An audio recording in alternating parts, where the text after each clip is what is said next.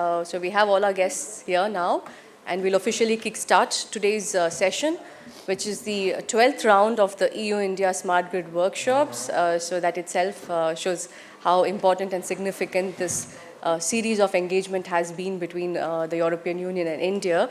And to kick off the session, I would like to invite Matthew Cray, the man behind the scenes making it all work, the International Relations Officer from DG ENERGY. The floor is yours, Matthew. Okay, thank you very much, Sweta, and I join you in welcoming all our participants tomorrow and this morning. I just arrived at 2 o'clock during the night, so I'm still a bit confused. But so this is already the 12th EU-India Smart Grids workshop.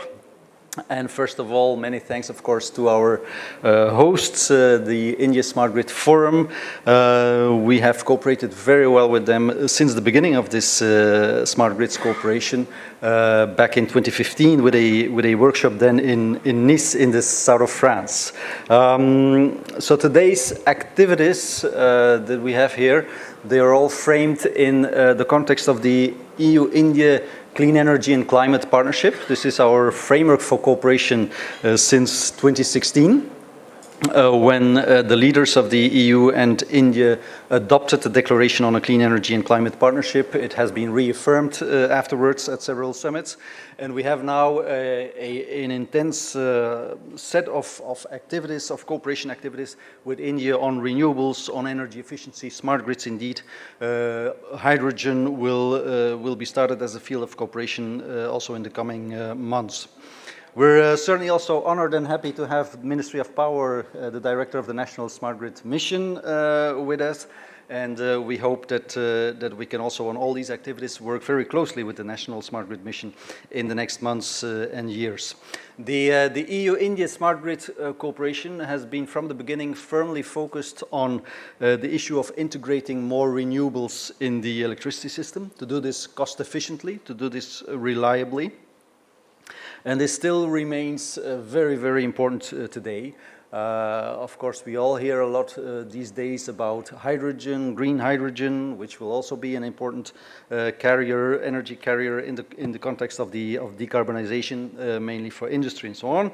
But this shouldn't, let's say, prevent that we keep also a firm focus on the further deployment of renewables, of further electrification of our systems. We still see this as in fact, the grand avenue towards decarbonization and climate neutrality by 2050, 60, 70 that we are all aim at. And this is certainly still the case today. And in the coming years, we all know about India's very ambitious targets for 2030 of the 450 or 500 gigawatt of non-fossil energy or renewable energy. Also, the EU is stepping up the ambitions for renewables. So we are now aiming at 45% of renewable energy in the mix by 2030. The current context, or context of the past months, with energy security concerns, with concerns on energy prices, motivate us even more to work on this issue of stronger deployment of renewables, of accelerated deployment of renewables. And in that context, the need for smart grid applications, for rollout of smart infrastructure is important, is very important, is crucial. Yeah? So whether it comes to storage and flexibility solutions, active demand, involvement of local energy communities, multi-ways communication on which the power system more and more will have to rely for its operation and management. How then to position today's workshop in this by now quite long journey of EU-India Smart Grid cooperation? I said this is the 12th edition of the EU-India Smart Grid Workshop, so we had a series of 11 before. During all those workshops, which often took place here in Delhi in the context of the India Smart Utilities Week, but also in different locations in Europe. We've been in Nice, as I said, Paris, in the island of Bornholm in Denmark, in Florence in Italy. So we focused on exchanges, on innovative solutions in the smart grid space, on demonstration projects, on business cases for smart grid use cases, on the rollout of infrastructure. And out of this series of workshops, in fact, two spin-offs emerged. One was the cooperation, the concrete cooperation between EU and India stakeholders and entities in smart grid projects, in demonstration projects. And we have today a session on the projects in which we will give some examples, projects that have been finalized by now, like the one in which Enedis and Tata Power cooperated, the iElectrics, but also some that are still ongoing. Thomas Mikkelsen of the Bridge Action will present also these projects and also some ideas on how we can take the cooperation that took place in those projects, how we can take this further. A second spin-off of these workshops was also a series of exchanges on regulation, on electricity market design. And for this, our long-standing partner is the Florence School of Regulation, and of course, you already heard Sweta, but we are very pleased that Professor Glachon, by now the honorary director of FSR, is here with us today. And then out of the projects, we had quite some reflections on how to upscale and replicate the smart grid applications. And that's in that context, the EU-India high-level platform on smart grids saw the light. It took this issue of replicating, of upscaling very close at heart. And a handbook was developed which offers guidance, established methodologies to deal with those issues of replicating and of upscaling. So, and with today's workshop, we want to establish further this line of work with India, this line of work on replication, upscaling, deployment. And you'll see that in the program, the first part will be a kind of a proposal, a pre-announcement or a curtain raiser for a smart grid observatory for India, which addresses, and Sweta and others will explain it in detail, which addresses the need to collect, analyze data, to inventorize experiences, to work on well-founded methodologies and to do outreach on all this work. And then we'll have a session to see how this smart grid observatory can also be very relevant when dealing with specific issues, as we will address in the last part of our workshop on storage and flexibility solutions. So we intend in the future, in the coming months and the coming years, to continue all those different forms of our cooperation, be it in workshops, smart grid workshops, regulatory series, joint projects, how the experience can live on. Do we have ideas on new topics for joint projects, and then the upscaling and replicating line of work. Before finishing and handing over to Professor Glachon, I want to also ask your attention for a number of other things in which we are involved here in ISUW. There is a EU pavilion, and so many of the projects that are taking place in Europe and that can be relevant for the Indian context are presented there. Also the joint projects have information stands there. I also want to ask your attention for the Indo-German Smart Grid Workshop, which takes place this afternoon. And then finally, we also, as EU, are involved here in ISUW in a number of sessions on the issue of interconnection. So interconnecting the electricity networks of India and neighboring countries, regional perspective and so on. So we're doing also something with USAID together tomorrow afternoon, which is also an important element that can contribute to the integration of renewable energy. So with this, I finish, and I hope that we have very interesting exchanges and that we can take forward our fruitful cooperation. Thank you.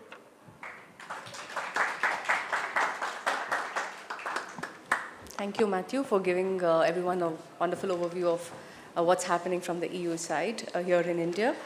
So as Matthew did mention, today's session is split into three parts. In the first part, we would give you an introduction to the macro initiatives that we have been doing, which would be the Smart Grid high-level platform and also the launch of the Smart Grid Observatory, pre-launch rather.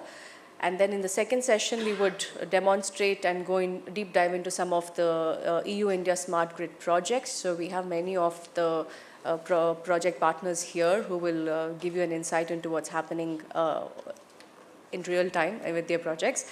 And then the third part of today's session would be talking about flexibility in the grids and what role do they have to play in sort of unlocking the potential. So I request you all to participate enthusiastically in all three parts. And today I'll have the honor of co-chairing the session with Thomas Mickelson. So we will go ahead and kick off the first session. So I therefore welcome Professor Jean-Michel Glechon to make the welcome remarks. Okay. Ladies and gentlemen, good morning. Short welcome, and it's a welcome. So I am the side of the researchers. I am European, and I discovered 5 years ago that regarding the future of the energy system, India and EU, we have many things in common. We are looking for our own way, our own energy transition path, something that our citizens can support, something that can be beneficial for our industry, and in an open world. And this new open world in which regional forces, regional policies are doing their best for their stakeholders, their constituencies, and are doing together something for the entire world. And a typical example is what we do together, India and EU, regarding smart grids. Last year, I hope you have noticed that we published a handbook on smart grids. This handbook was exactly saying what is done in EU, what is done in India, what is similar, what is different, and why we have these different ways, approaches, and what is good for each side. Now we are going to build this smart grid observatory. It's an observatory, so looking at facts, at things, and we can both learn something. In Europe, we know that India is extremely strong regarding computer industry, softwares, management. We have outstanding Indians managing enormous companies. And even in EU, in my own country, France, ArcelorMittal, Mittal is an Indian. So we are really close and we have many things to do together. And this, for me, is the key. We have to do together because we are different, we know, but exactly because of this, if we do together, we will do better, both of us. And one of our dreams in Europe is that India will complement its outstanding force in the software industry by a big manufacturing industry and will offer diversity, resilience to the future of the world industry. This said, I have said what I think. Maybe I forgot to tell you that Florence School of Regulation is the European school for European energy and policy, created near to 20 years ago in Florence. We are very close from European Commission. We are very close from European energy regulators, but we are fully independent. Both the Commission and the national regulators thought that an independent school, it's not perfect to obey, but it's better to build knowledge, to build a credible knowledge that can be used by many people with no suspicion. So that's what we are. And I've been the director for 14 years. Now we have a young engineer from Belgium at the head. I'm staying at the school. I am back to research. And I have only one mandatory role, which is to be the principal advisor of our division in India, FSR Global, led by Ravi Kumar. So Shweta is the boss, and I am her advisor. That's it, Shweta? Okay. Thank you, Professor, for that introduction to FSR and beyond. As both Matthew and Professor did mention, this is a long-standing cooperation that has been happening between the EU and India, but I'm going to focus on something that we did pretty special over the last few years, and we actually managed to pull it off right through the storms of the pandemic amongst that most of us were tied down with, but and successfully did manage to come up with something useful for all of us. So a bit of a background on that. So we set up the EU-India high-level platform in 2020. So it is part of, under the framework of the EU-India Clean Energy and Climate Partnership, which is a bilateral agreement between the both governments on a few thematic lines, and one of which was the smart grids. And therefore, we floated this in collaboration with Comillas University in Europe and, of course, ISGF here in India as the knowledge partners. So the Florence School was chairing it along with NSGM, which was the co-chair back then, Mr. A.K. Mishra, and we are happy to have Mr. Atul Bali here, who will continue to do that with us. So what did we do? We spent about almost 15 months and almost up to 2 years brainstorming on what were the different smart grid use cases that were being implemented in Europe, what was being implemented in India. Then we sort of narrowed down on some of the useful use cases that were the low-hanging fruits that India could take. And then we studied both from the cost-benefit analysis of those use cases implementation, both in EU and India, as well as how we can scale it up and replicate it quickly. So we developed a methodology for both the CBA and SRA analysis, and we also showed how that could be utilized in a set of projects, taking examples both from EU and India, and where did it stand. So this is available open access, so this is a handbook that we put out. But besides the handbook, one of the key deliberations that did come out of the high-level platform was to set up the Smart Grid Observatory for India. So what we wanted to do today is take the opportunity to present the idea with you, get some feedback from all the relevant stakeholders, and then over the next few months, we will be working alongside NSGM and all the other relevant stakeholders here in India to see how we can sort of co-develop this together. So it is a one-stop shop for all of us. It's not a pet project of any one of us. But we're happy and proud to say that we will again be working with EU-India CECP, and we will be anchoring this project and taking care of the implementation partners. And again, we will have with us both ISGF and Comillas playing an important role in being as the knowledge partner. So in case you're wondering what the Smart Grid Observatory will do, if it's not self-explanatory. So first, let me go back and say why the Smart Grid Observatory. One, I think it's what we realized and found useful from our EU-India dialogues over the last 2 to 3 years is that we learned a lot from the collective experiences, and in many cases, it was not just a one-way learning street. It's not just EU telling or sharing with India what they did right, but also the other way around. India has a lot of examples to share back and a very different set of complexities. And I think in some fronts, India can also sort of shine light on how things can be done differently. Of course, I love in Thomas' session, we will discover more of this. But it was an interesting two-way learning exercise that everyone found useful.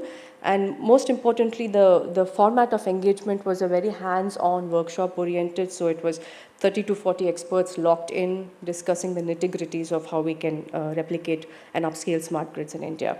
Of course, the Smart Grid Observatory would also act as a quick a one-stop shop for all things on smart grids, so be it data, projects, definitions, use cases. So we collectively feed in and sort of take out from it.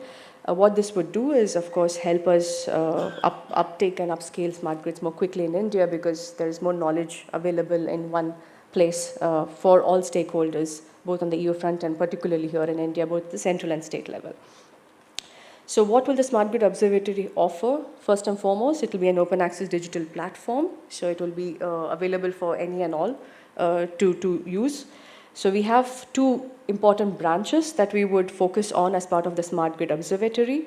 The first branch would be the analysis part, which is more what Matthew was referring to before, which means we need more systemic data available for us as researchers and practitioners to be able to make sense of the rapid developments in this space. So I think that is a challenge world over. And if we need to be smart, we need to be smart in how we also handle our data. So that's one of the things that we will try and take on as part of the observatory. Then, of course, it would be an inventory or a repository of all the use case definitions, the different methodologies from around the world, including that from here in India. And then also map the existing projects, policies, and regulations in the space as part of the data analytics within the analysis stream. Then, of course, we won't be true as a think tank or research unit if we don't do research ourselves and only talk about it. So we would focus on taking forward the CB and SRA analysis that we did and try to implement it for more projects that's coming up both in India and EU. And see how both states, different utilities, and different stakeholders can benefit from this analysis. So what we would do here is try and make this methodology an open access template, so they need not depend on us as an organization or anyone in this room, so that people can use the template and use it for themselves. And if they need any hand-holding, the observatory could just sort of give them a demo, and they should be able to be self-sufficient on their own. That's the long-term vision. And of course, the outreach arm was where the whole idea was born, so we would continue to do that.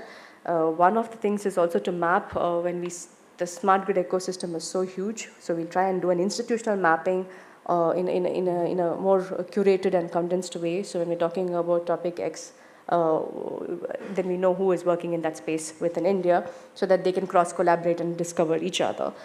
Then, of course, we would also do a lot of engagements with these stakeholders to understand what they're doing and present that on the digital platform.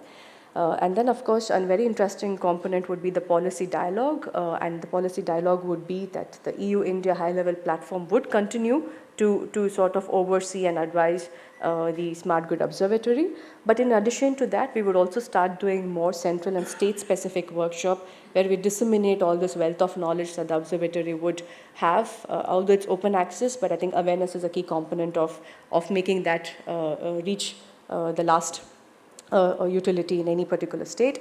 So we would make sure that this disseminates and trickles down. So we would organize more systemic workshops around the same. And then, of course, it would be we sort of envision probably at every ISUW to come back with an annual event and sort of compare notes on what we have achieved so far and how this has been useful over the year, because things are changing dynamically. This annual update would be important to sort of course correct, add, minus, and keep improving the observatory.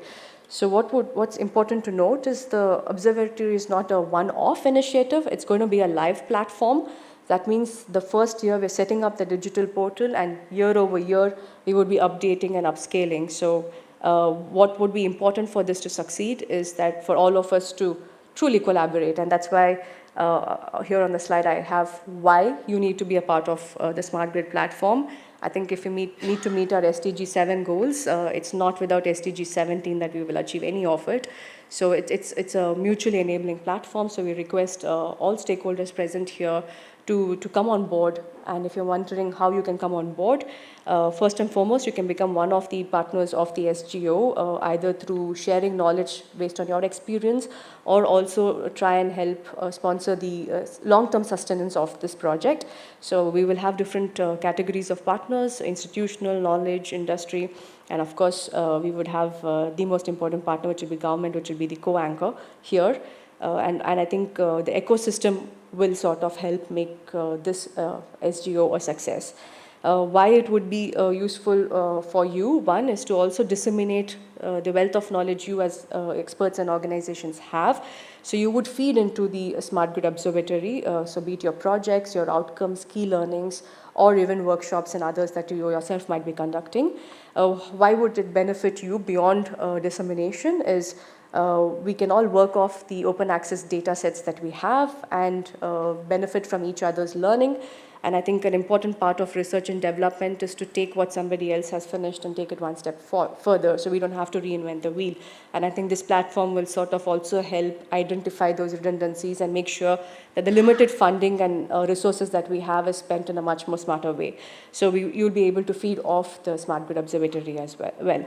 So in short, this is sort of the essence of what the Smart Grid Observatory will do and why and how you can be a part of this journey going forward so that we make our 20, 30, 50 and higher targets that we have. So if you have any further queries, of course, Matthew is here, Edwin also will join us in a bit, and I'm there for more queries. But before we open the floor for questions from the audience, I would like to invite Mr. Atul Bali, the Director of the National Smart Grid Mission, to share his thoughts and see how we can collectively take this forward. So the floor is yours.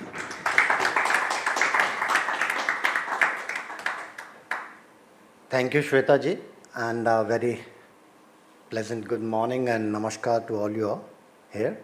And at the outset, I must congratulate ISUW, specifically the President, Mr. Pillai, who has become a synonymous part of smart grid in India with the outside country.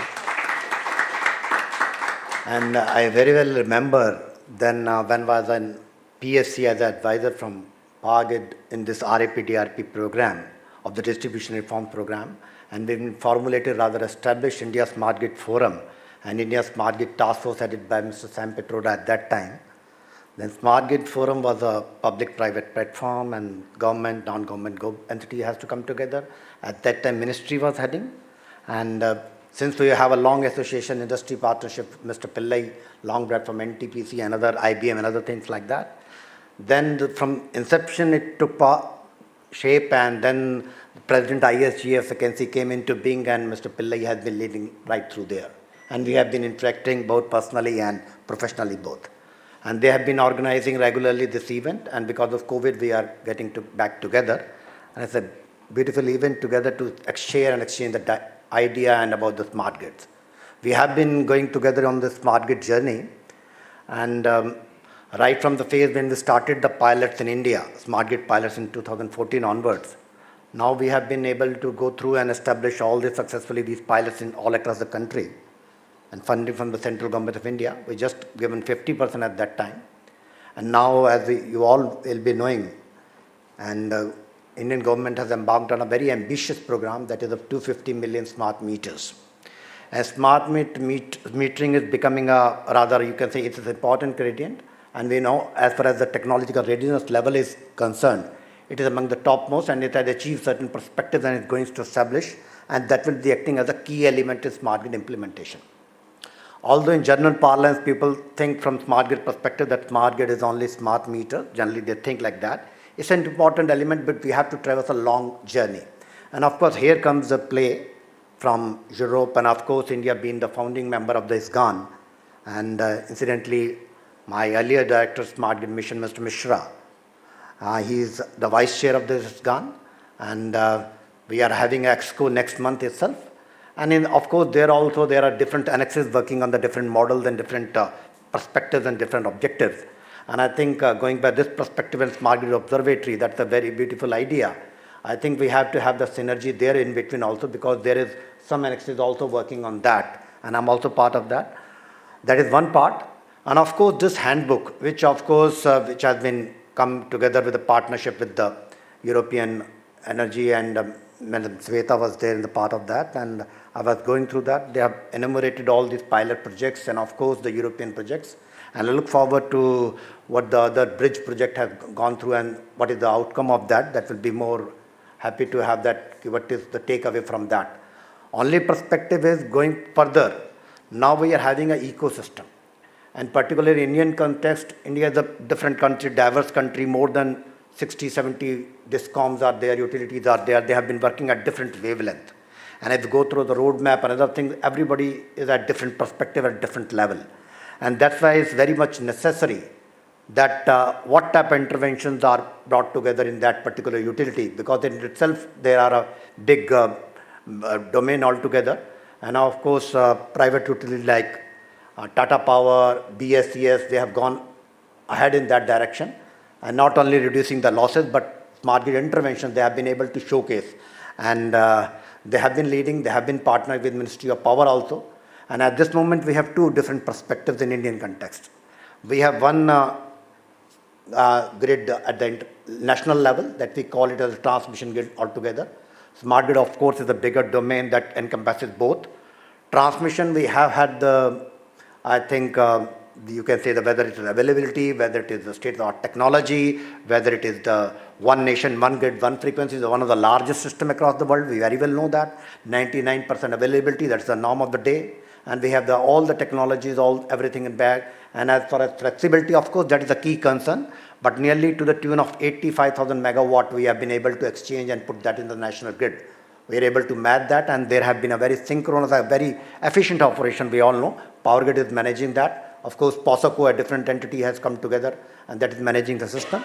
But the distribution grid, that is, of course, a challenging area. That's where the smart grid initiative, efficiency, sustainability, that come together. That is the target of the ministry also. And we are focusing on developing certain cities. Of course, smart cities are there, but smart city encompasses much other than the smart power and other thing. But the government of India at the moment is focusing on two aspects. One is the smart distribution. That is the focus area of NSGM perspective, for which I am looking after. Another is a smart grid and transmission system. This particular aspect, and I was very well going through the handbook also, and I think Dr. Michael is there, and of course, even Mr. Matthews has commented also.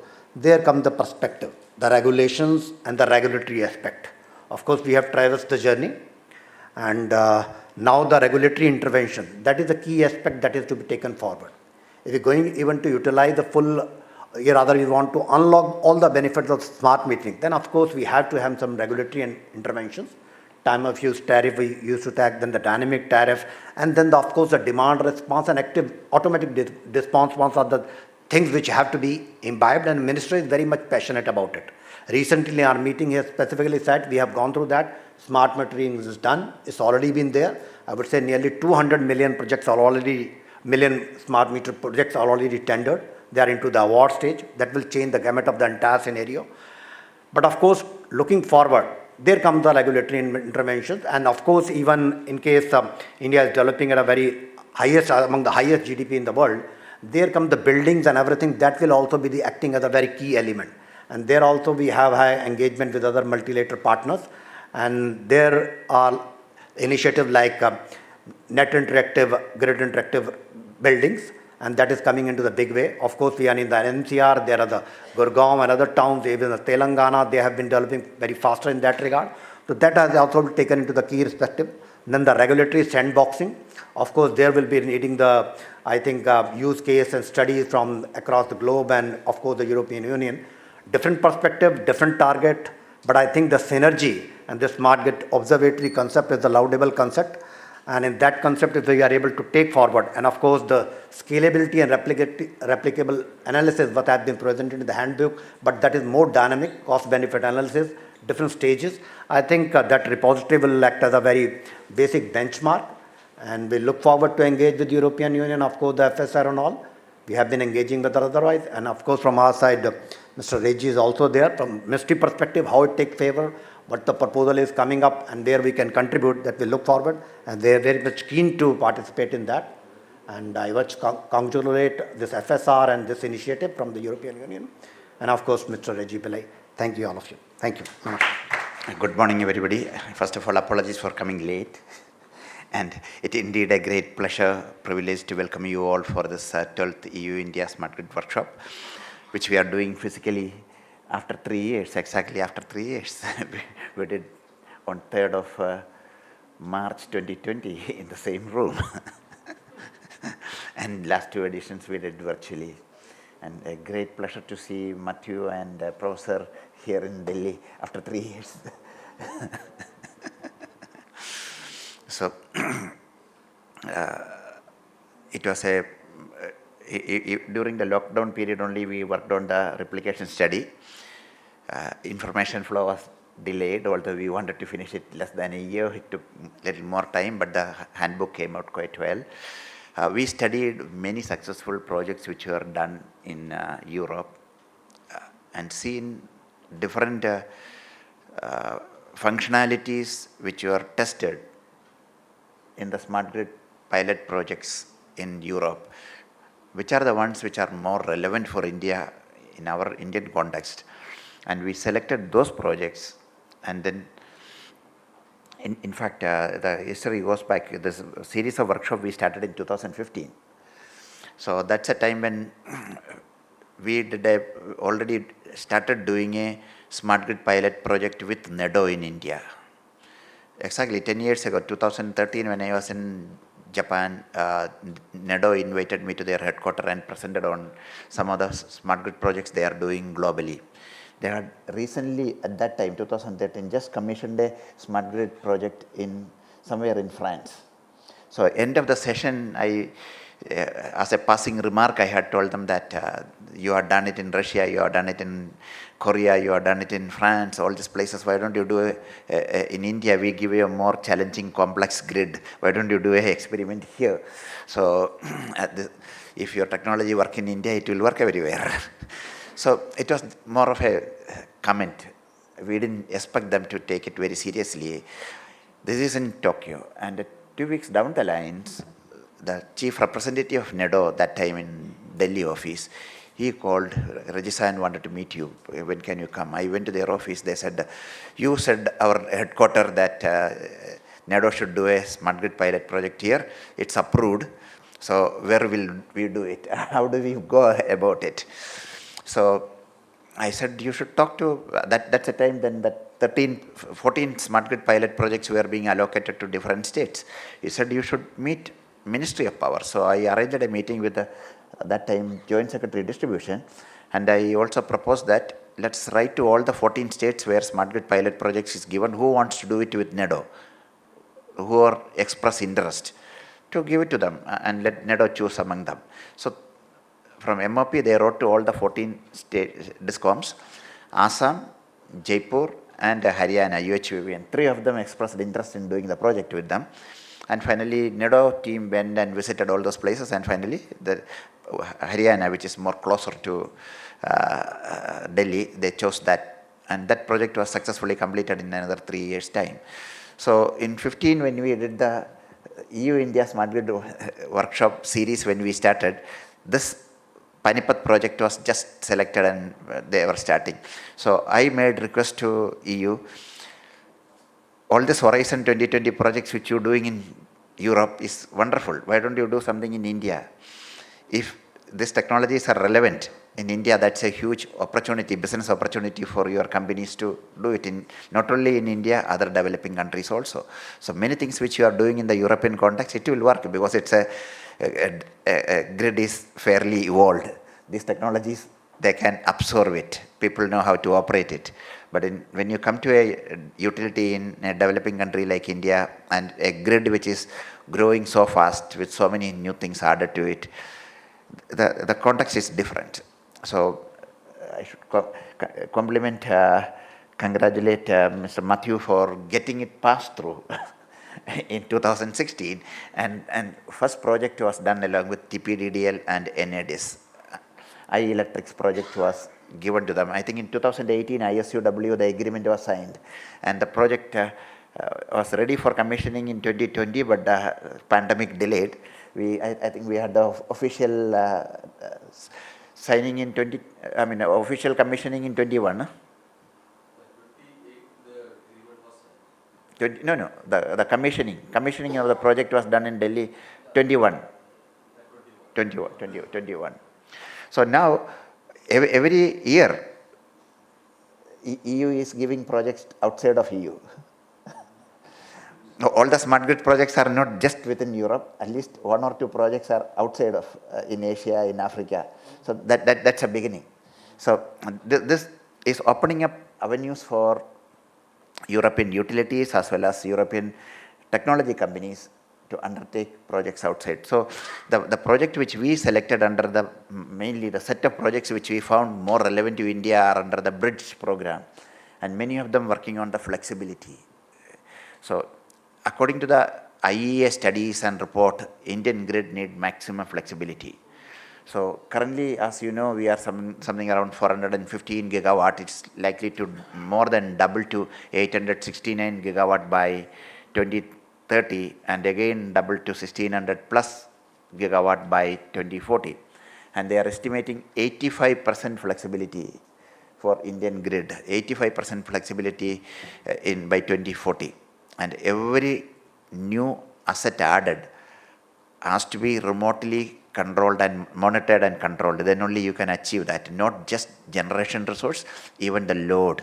Every large building, every large generating resources, everything which is added to the grid, the grid operator should be able to control, monitor and control it remotely. So otherwise we will not be able to operate the grid. That's a major takeaway. So Mr. Bali mentioned about this 250 million smart meter program which is going on in full swing. That's going to fundamentally digitalize the utilities. But parallel to that, for which NSGM had done a wonderful job of making a standard bidding document for this 250 million smart meters. It's a very good document, and in fact, the business model for that itself is based on a white paper which ISGF published 5 years ago. We talked about smart metering, although it's been done, not rocket science, but it is complex when you actually do for meters involving millions of meters in a utility. It's not easy. One side metering, number two communication, reliable communication to get the millions of meters data into the control room, onto the server, and then integrating that data with the different utility application. There are three distinct technologies: metering, communication, and IT. And in utilities, particularly in India, we don't have that expertise skill set to maintain it. First of all, what to buy, how to implement is a challenge. Even if you get that part right, you implement the right system, maintaining it for 10 years is a big challenge with people moving within the utility. So we proposed a business model in which we suggested that a distribution company, a utility, engage one company with single point responsibility who will come with his own partners for meter manufacturers, communication system providers, IT OEMs and system integrators, and they install and maintain the meter for 10 years against a mutually agreed SLA and a per meter per month rate. So this was done sometime in end of 2016 or early 2017. This paper we had 2016. So all the we did aggressive. Before that, a year before, we issued a standard the specification, Indian specification for smart meters, which our meter manufacturers were not very happy. Everybody wanted to have their own standards. With the Ministry of Power was very strong that we want to have a standard, Indian standard. So finally we issued the BIS standards for 2015. And a couple of meter manufacturers had tested their meters for IS 16444, the Indian standard, in 2016. And a single phase meter was costing 5,500 rupees at that point in time, which was close to $80, $90 that time, $80 that time. We found it's very expensive. We analyzed it thoroughly. What is the bill of material which goes into it? The regular electronic meter, they were selling it at 900 rupees that time. Now it is 550 rupees. And we seen what is the additional material which goes into it. And we said that 1600 to 1800 rupees is a good number in which meter can be manufactured. It was very aggressive. And we also did a modeling for 1 million meter, 10 years, 120 months, $1 per meter per month is a good number. So that time dollar was about 70 rupees, 72 rupees. We published that in September 2016. All the meter manufacturers, many of them were our members. They all in protest, they walked out of ISGF and they were very aggressive, saying that this is not possible. So we put 2,250 rupees as the cost of a smart meter in that modeling study at that point in time. So all these people were protesting. So we reissued the paper along with the BNEF in 2017 at ISUW. BNEF certified the numbers we have taken. That paper, these are all on our website. So finally in RDSS, the same model has been accepted. Except that ministry is giving a 15% capex as a grant from Government of India for the RDSS program for smart metering. So for which they have written a very good standard bidding document, based on which only bidding going on. As we speak, about 150 million meters out of this 250, the RFPs are in various stages of finalization. Another 100 RFPs being issued or it will be finalized. So by end of this year, all 250 will be awarded to different people. So parallel to that, in the RDSS program, this is one component. Another component is strengthening the distribution grid. Here, there is no standard specifications or standard bidding document. We have been arguing. SCADA we have brought. SCADA, yeah, no, everything. Every equipment which comes on the grid should have standard specification, which should have the capability to monitor and control remotely. This is a very good big thing to be done, and observatory, we should focus on that part because that is just the beginning, and the more money is actually of this RDSS program. Smart metering about 90,000 crore, something like that's about $12 billion. More money, $18 billion is actually in the other program, which is the grid strengthening, which should have a specification. So we've been privileged to work on the replication study with FSR and NSGM and other Tata Power and other utilities in India. We'll continue to contribute and for the observatory, and will be privileged to work. Thank you very much. Thank you so much, Mr. Reji. I think safe to say we can't do smart grids in India without ISGF. So that's almost taken as a given. So probably we are just running a little over time. Thomas, if you don't mind, I'll just open the floor for 5 minutes if any of our partners want to react. You should have told me, I would have stopped anytime. So maybe some quick reactions or questions from the audience on the Smart Grid Observatory before we hand over the floor. Anand, yeah? Enabling basic fundamental, automation, control, situational awareness, and things of that sort. But as we look at the energy transition, the way it is taking place, and the impact of climate, and impact of both the generation and the load centers changing, how much of work is being done in the space to actually make all those devices like the transformers, the breakers? Because to me, you can make your grid very smart and have communication and ICT investments and IT investments and all those things, but what will block you from enabling the smart grid of the future is the transformer, the breaker, the metals and the wires. So I was curious what's happening in India in that space, if Mr. Pillai could, or somebody else could enlighten. As part of the previous program, RIPDRP, there again it had two components. One was IT. For the IT system, there was 10,000 crore, that was close to $2 billion that time. So, and the second part was part B, which was grid strengthening. That was about $8 billion, 40,000 crores that time. So, part A, which is the IT system, again there was a standard specification which was there. So what should be bought, what should be installed, everything very detailed, including GIS plus all IT systems, there was a specification. So everybody followed that.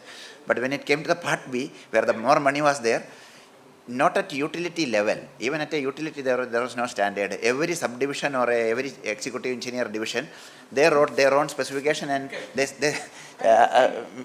Bali was that time in PFC. So from one distribution company, they used to send 50 DPR. It was humanly impossible for them to go and compare all this. And some price normalization they could do. On the technology side, they couldn't do. And everybody bought what they liked. And today, there is no normalized standards. That's why for RDSS, right from beginning, it's for last 2 years, we have been writing to MOP. We have to have a standard, not just for SCADA. For the entire equipment, there has to be some standards which has to be the features of remote control, monitoring and controlling should be there. It will happen, but yeah, it takes it. It's the same story in US also, right? Yeah. One estimate was that there have to be some $1 trillion to be spent to get everything standardized on the equipment side.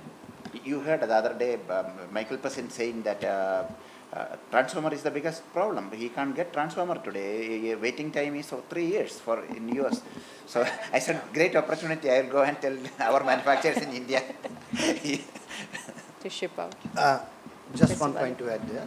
Of course, smart metering and distribution infrastructure. Infrastructure is basically the bread and butter, or rather even the metering itself is the bread and butter. One part is the sustainability of the DISCOMs. Other things come with this routine function that is being carried out by the utility in Indian context. And in that case also, if we even have to implement SCADA DMS, of course we need to have the enabling infrastructure in place, whether it is circuit breakers, whether it is transformers, like DT monitoring units and all that. So that is being taken care of. It has been focused now that all equipment should be meeting certain standard. Of course, standards are already there, but of course the compatibility with the IT/OT things, that is a must. Otherwise, when we are going to invest in DMS and other application, that will be acting as a just white elephant until unless they are compatible. Right. So that is very well thought of, and of course the communication option, that has been infrastructure.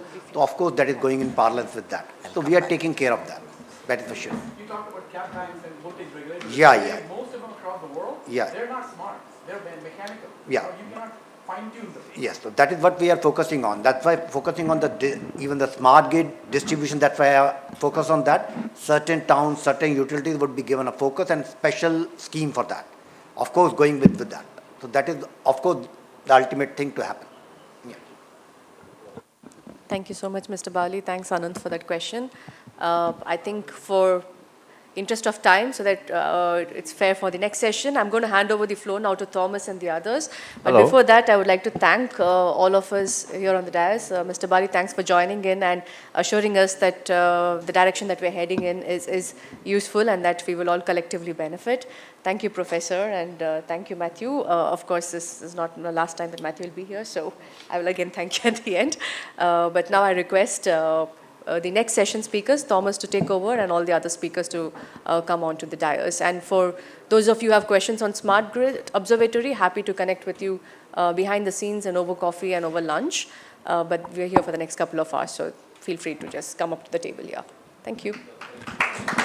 While we are doing the exchanges here, I'll just very briefly introduce you to the Bridge Initiative and the projects that we'll be presenting here shortly. So we are not doing research only for the sake of doing research. And we have been selecting 4 projects that are all part of the Bridge Initiative that will shortly be presenting here the results.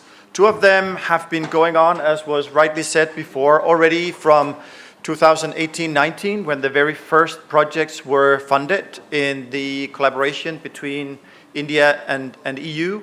The first projects were kind of a foundation. They were putting the ground on what is it that we can actually achieve from making a collaborative process. One being the ELAND project, which has a lot of interesting findings, and also the iElectrics projects. Both of these projects are now ending. And the interesting thing is that we will be able today to discuss a little bit about the key findings. So there will be a joint presentation from both EU and India side on these 2 projects. Also, we are lucky enough to have 2 more projects here, the Sustenance and the Re-Empowered project, who will be presenting what is going on in these projects. They're not finalizing yet. But the interesting thing, of course, here is that there has been a lot of knowledge coming from these 4 or 5 years that we have now been taking on into the learnings that we will have. I'll be starting by giving a very brief introduction to the learnings from the ELAND projects together with Mr. Sunil, who will be joining me here on stage shortly. Then there will be a presentation on the iElectrics project. Those 2 projects, ELAND and iElectrics, as I said, are basically the first projects where we have a lot of learnings. And what we will be able to discuss is also, from these learnings, what are the next steps? What is it that we want to do next in order to actually continue the collaboration? And the Smart Grid Observatory just being launched here today is, of course, an important part of that. How can we continue the collaboration? The thing here is that this is a project that has been going on since 2018. It was started in December 2018 and has now ended in December 2022. The interesting thing with this project is that it was actually going to look at very different angles. The idea was, how can we transition some of the knowledge from what is happening in different areas in Europe also, and try to simulate that in a Indian context. And for doing that, there was a close collaboration with our Indian partners here, BYPL, represented by Sunil Sharma, who will be joining me shortly. 3 areas are the main foundation of the projects, and I think it's important here to say that a key learning from this project is that there needs to be basically focus on all three areas to make a successful implementation.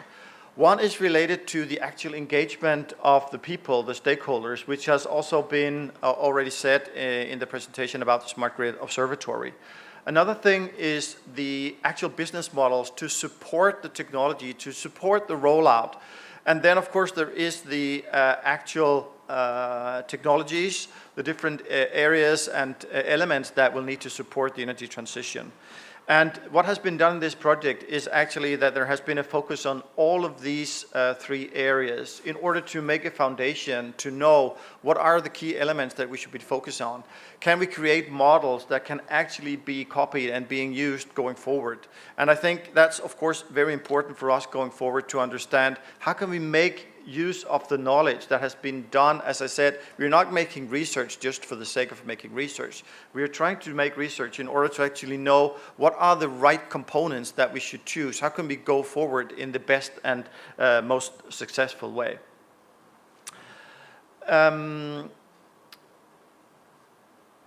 One model, for example, that came out of this is what we're calling the common impact model.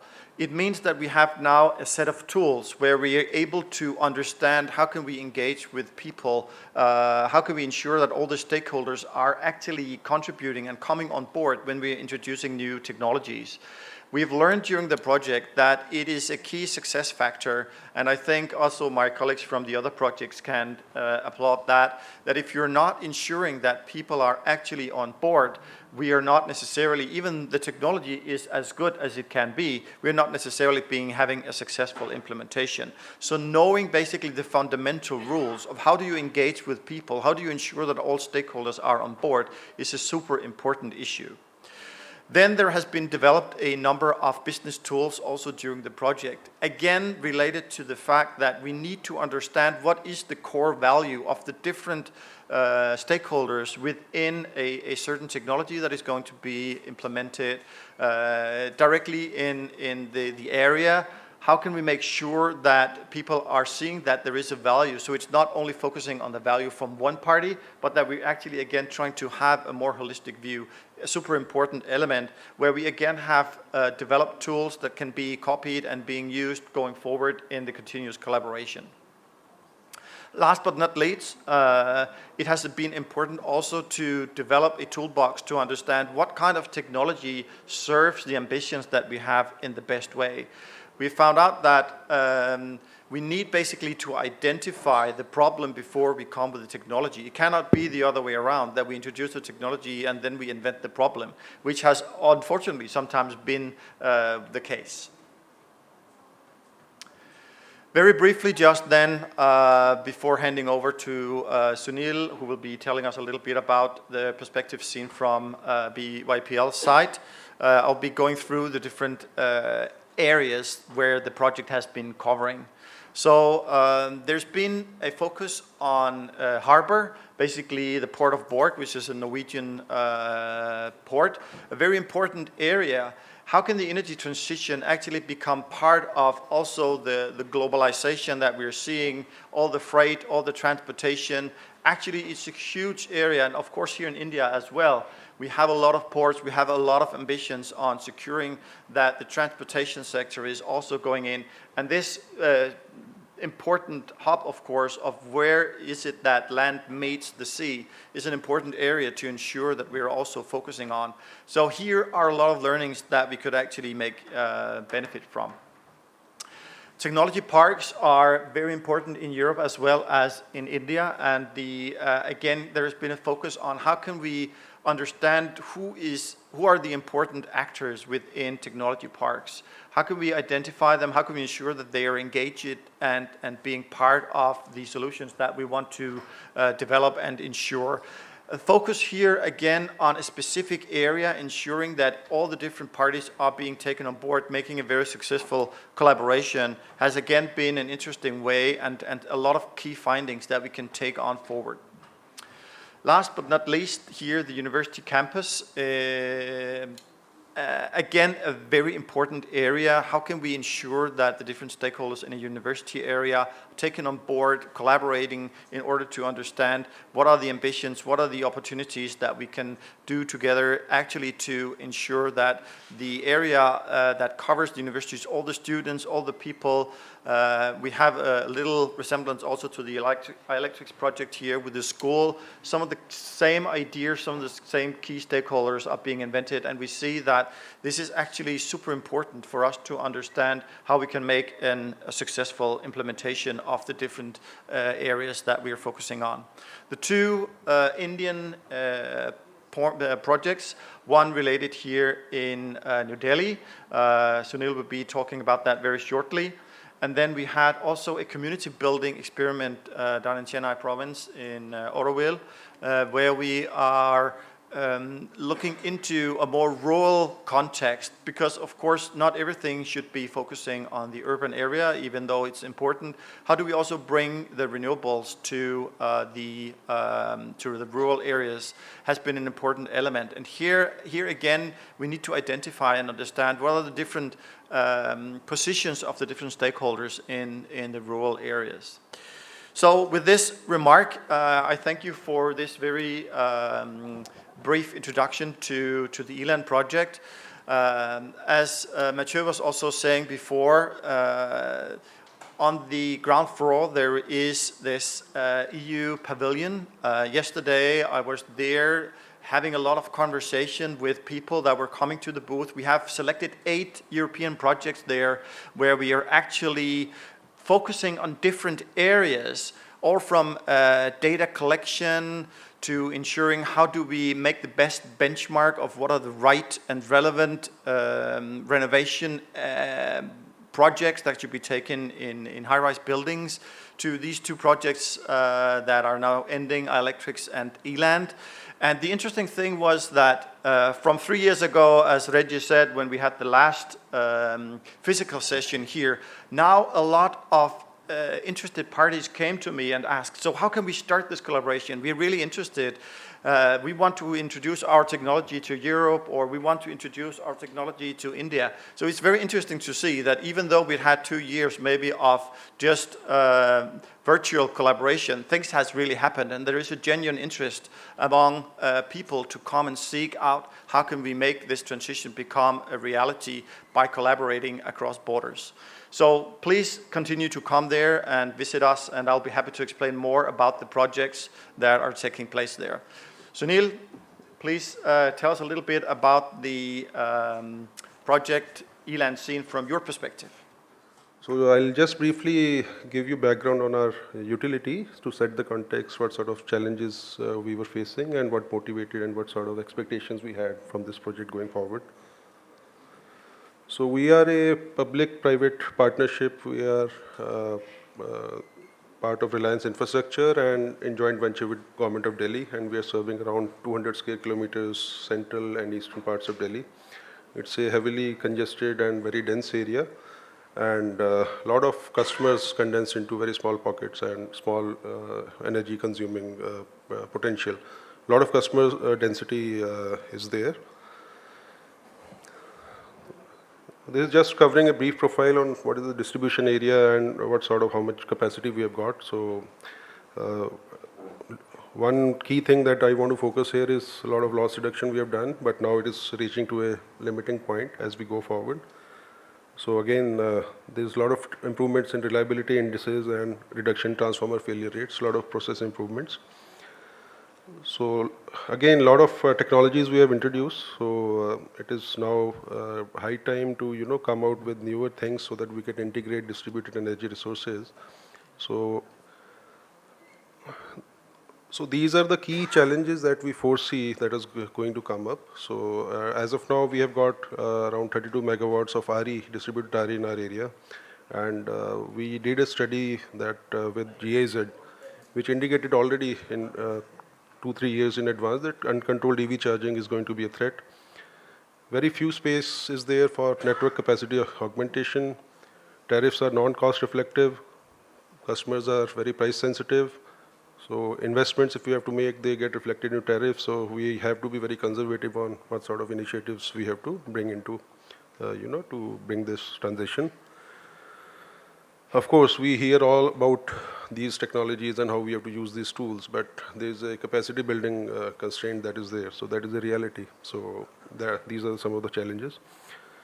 So we have to be really carefully see and optimally plan how to integrate DER so that we have a minimal impact on our network and our capacity addition requirements. So as Thomas has already briefed you how we have to, integrate all these DERs. So our main role was to, suggest distribution utility-centric use cases. In European markets, there are a lot of aggregators already in place which can bring in RE generators, energy storage, or other application providers. But in our case, we don't have that sort of market, so we had to suggest some use cases which were primarily centered towards how we can isolate certain areas where all these DERs can be integrated and your peak demand requirements can be mitigated. So demand response was one of the areas that was suggested.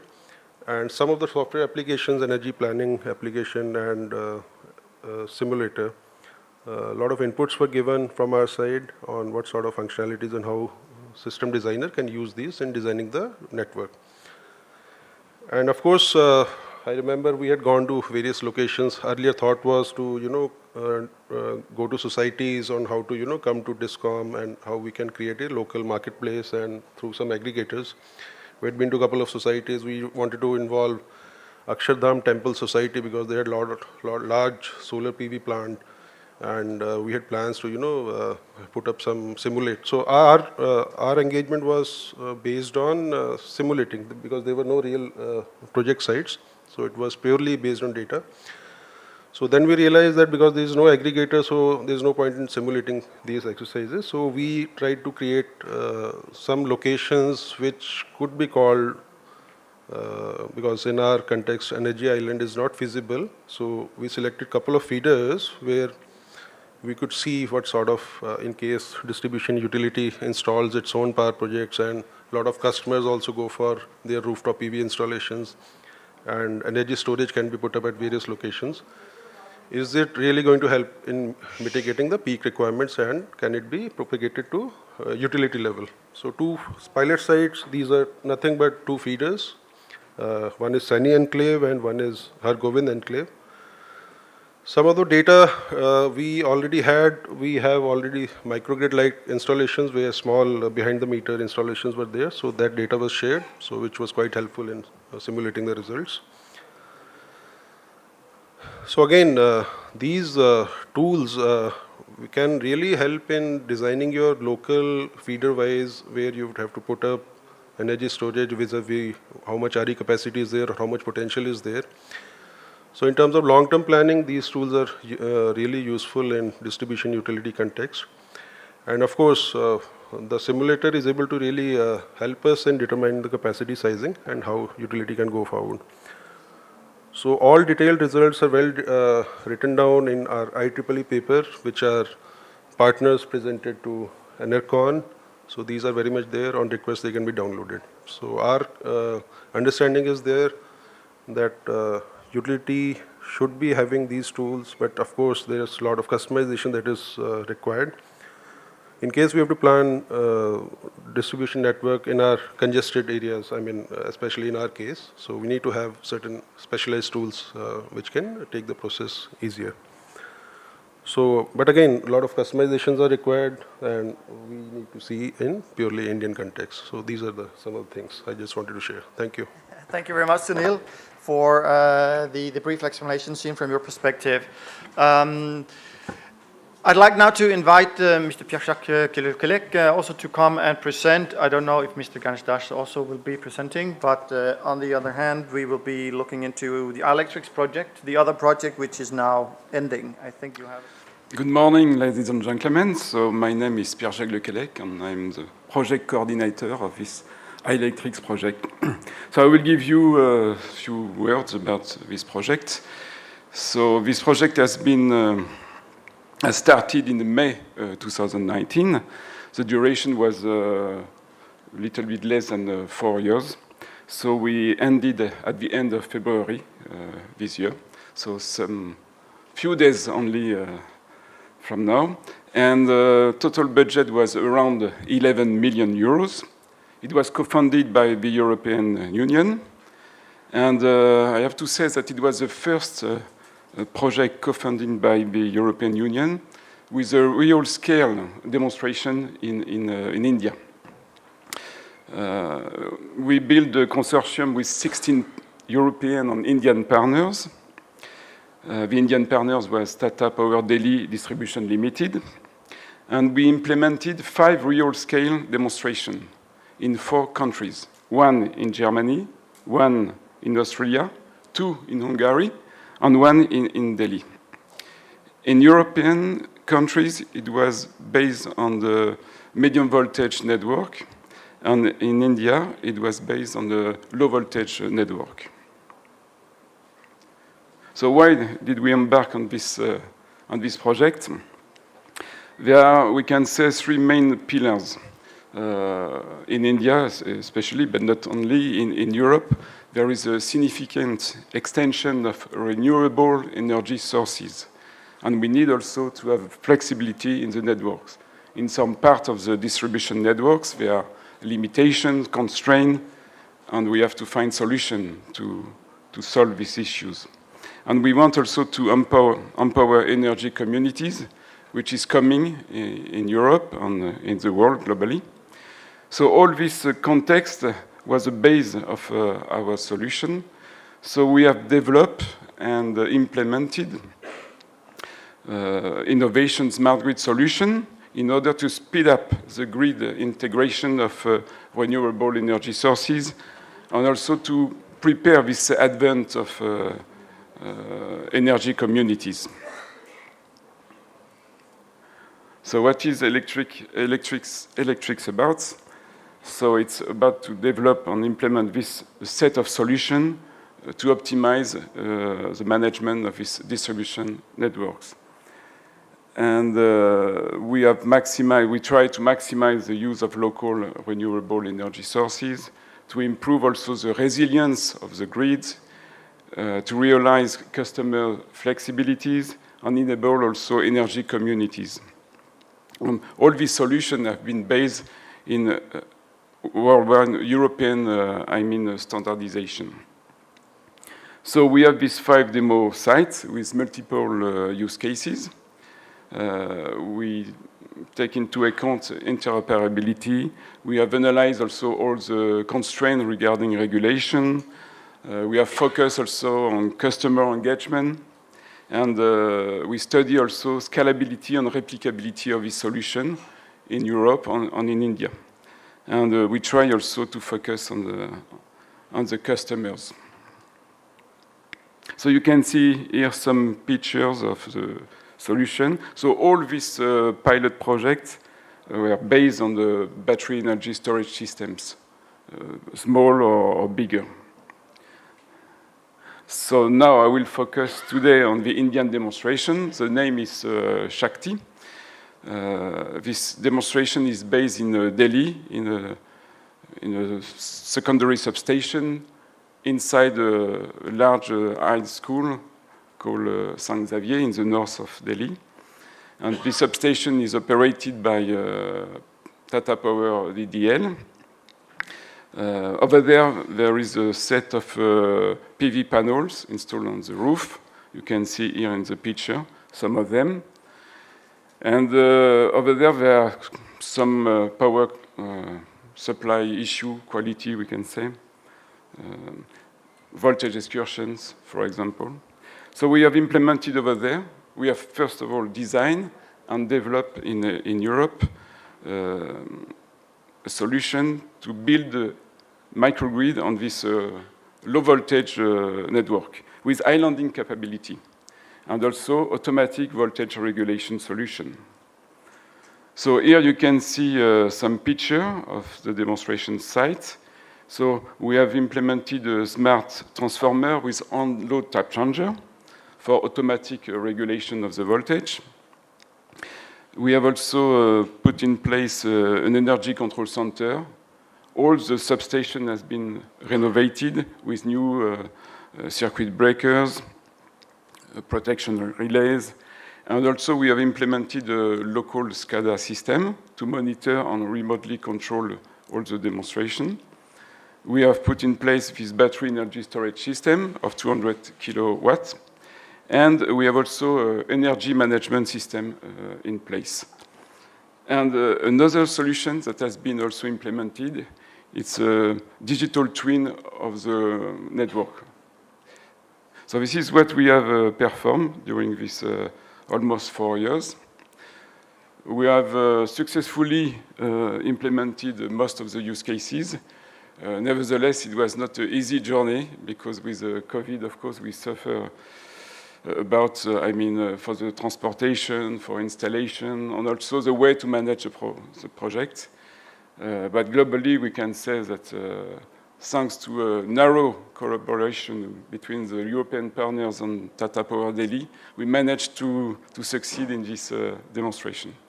So now we can discuss about the lessons that we have learned. So, very interestingly, thanks PJ for explaining everything. We had our closing meeting on this project on the 23rd of February in Paris. And very interestingly, I just wanted to give a complete perspective on the way we, from the Indian side, see it. As PJ had mentioned that all the project had batteries, and all the batteries also had demonstrated the different use cases, at different geographies. And what really emerged very collectively is the real business case for a battery will not come out, but at the same time, it has got a huge utility in the network when it comes to reliability, stability, and things like that. And it was uniformly set across. The second aspect, Matthew, maybe you will be very keen to look at this point. What we have also discovered is when we develop a solution through this kind of a model, essentially the model which is having a grant, and then, the designs are also a little more, I would say, not very considerate on the cost, then we really don't get a hang of the real cost of the product. I think something which we discussed. So what we have decided as a collectively as the next step is that how do we really, move further in this, and we have decided to continue this project in Delhi for some more time and really translate into a commercial model which will really reflect the right cost, which will help us to scale this product.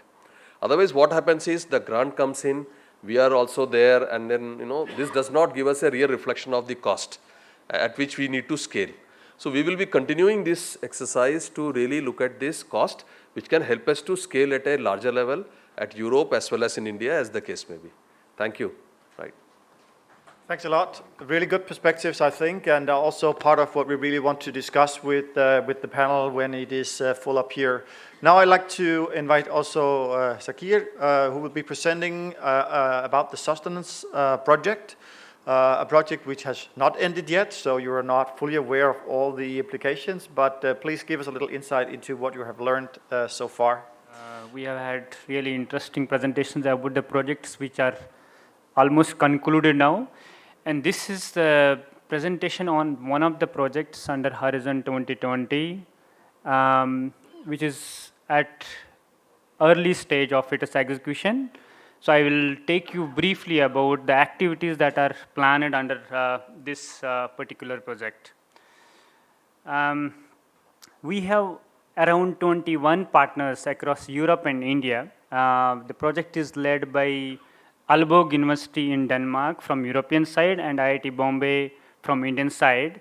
And we have the consortium partners from academia, industry, and NGOs because of the nature of the project, where we are targeting different use cases and different energy systems in different geographical regions.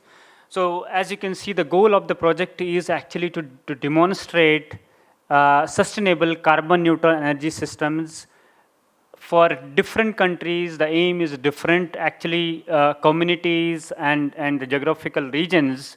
But the overall goal is to demonstrate carbon neutral sustainable energy system, which is focusing on different energy vectors, how we can optimally integrate different energy vectors rather than simply focusing on the electricity energy vector. This is the list of the partners, main project partners across Europe and India, and then we have different associate partners. This is funded by DST on Indian side and EC from European side. And so while we have different activities and different plans and different aims of the project, but all those activities are focused around 6 demonstration sites that we have under this project. 3 of the demonstration sites are in India, 1 is in Denmark, 1 Netherlands, and 1 is in Poland. So in India, as you can see from the map here, we have in 3 different climatic zones of India, 3 demonstration sites. 1 is in Jharkhand, which is a tribal village off-grid completely. And the second one is in Silchar, Assam, which is weakly connected to the grid, part of it is off-grid. And the third one is IIT Bombay campus, which is the urban area. So therefore we have a focus in India on completely off-grid remote village, where we are trying to demonstrate energy system, sustainable energy system, which can be replicated in different parts of the country or other countries in a sustainable manner. Second is on weak grid connected in Silchar, and third is this urban demonstration in IIT Bombay campus. So coming to the first of the demonstration sites in India, this is a specific village of around 60 houses, which are actually not having much if you look at the energy systems that they have existing at the moment. Cooking they are doing through firewood, water pumping system is completely absent. As you can see here, they have a single open well which is 1.5 kilometers from the village. That is the only source of their water, both for drinking and other domestic applications. Electricity vector, they don't have anything as such at the moment. And so therefore, if you can see here, we are focusing on electricity, water, transportation, clean cooking, heating and cooling, and energy storage for this particular site. Where this is the broader picture of the energy system that we are targeting, where we will focus on water pumping system, biogas-based cooking, and biogas-based generation. So the primary focus of this biogas plant is clean cooking, but secondary application is the electricity generation that we'll have, solar PV system, low-speed wind turbine generation, along with the battery, e-rickshaw-based transportation for the village. So these all different energy vectors we are combined together with an aim to develop a sustainable model of this sustainable energy system for islanded application in remote villages, which can be potentially replicated in different similar locations in India and other countries. The other site, demonstration site in India, second one is in Borakhai village in Silchar, where again, there is a weak grid connection. They have 2 to 3 hours of supply from the utility grid that they are connected to at the moment, but broadly they are still, lacking in the basic energy infrastructure in this particular community, and therefore we are having a similar focus, but a little bit in different direction, because they are connected to the grid, where we are aiming that there is a grid interaction that will possibly happen between the local energy system that we are planning to develop in this particular demonstration site, and then have more grid interactive local energy system in this particular community. So there are 2 clusters that we are targeting for this particular site. One is off-grid, which is a cluster of around 20 houses, and then another one which is nearby is actually grid connected, that I was mentioning, of approximately the same size, and then we are again planning here water pumping system, solar PV based energy system, hybrid solar PV and low wind speed energy system, along with the battery storage and the transportation for this particular demonstration site. The third one is IIT Bombay campus, where our focus is a little bit different. It is actually the smart electric buildings and the smart charging infrastructure for a community, urban community, where we are developing the grid interactive smart charging infrastructure and demonstrating its interaction with the distribution system and how it can support the local distribution system in an effective and optimal manner, while serving its primary purpose of charging the electric vehicles. And then we have, as I mentioned, this smart electric buildings, where we are trying to demonstrate smart use of different energy consumption vectors under in a commercial building, in an academic building in the campus. Then we have the fourth demonstration site in Denmark, where the focus is actually on heat pumps, solar PV, rooftop PV, and integrating that in an optimal manner, replacing this gas-based heating system, oil-based heating system with the electric heat pumps and all, and the rooftop PVs, and how to optimally integrate these different energy vectors in this particular community in Denmark. As you can see, some of the facts are mentioned, numbers are mentioned here. 20 families have been actually identified for demonstrating this particular activity. The fifth demonstration site is in Netherlands, where the focus is actually on local energy community, along with this PV-based charging solutions and IoT-enabled local energy system for this some of the campus-based housing that is there in the site in the Netherlands. Again, the focus is on sustainable energy development of sustainable energy system. The sixth demonstration site is in Poland, where a local housing community has been identified to actually demonstrate these different the optimal integration of different energy vectors, as you can see here, replacing use of natural gas and this heating system, as well as the electricity supply that is there in this community. And the idea is to actually develop and demonstrate this local energy management system for this housing community over there, which will interact locally with between the heat requirements as well as the electricity consumption that would be there, and the local generation that the community would be in a position to generate and optimally integrate these different energy vectors along with the transportation vector that this community is actually planning to have in Poland.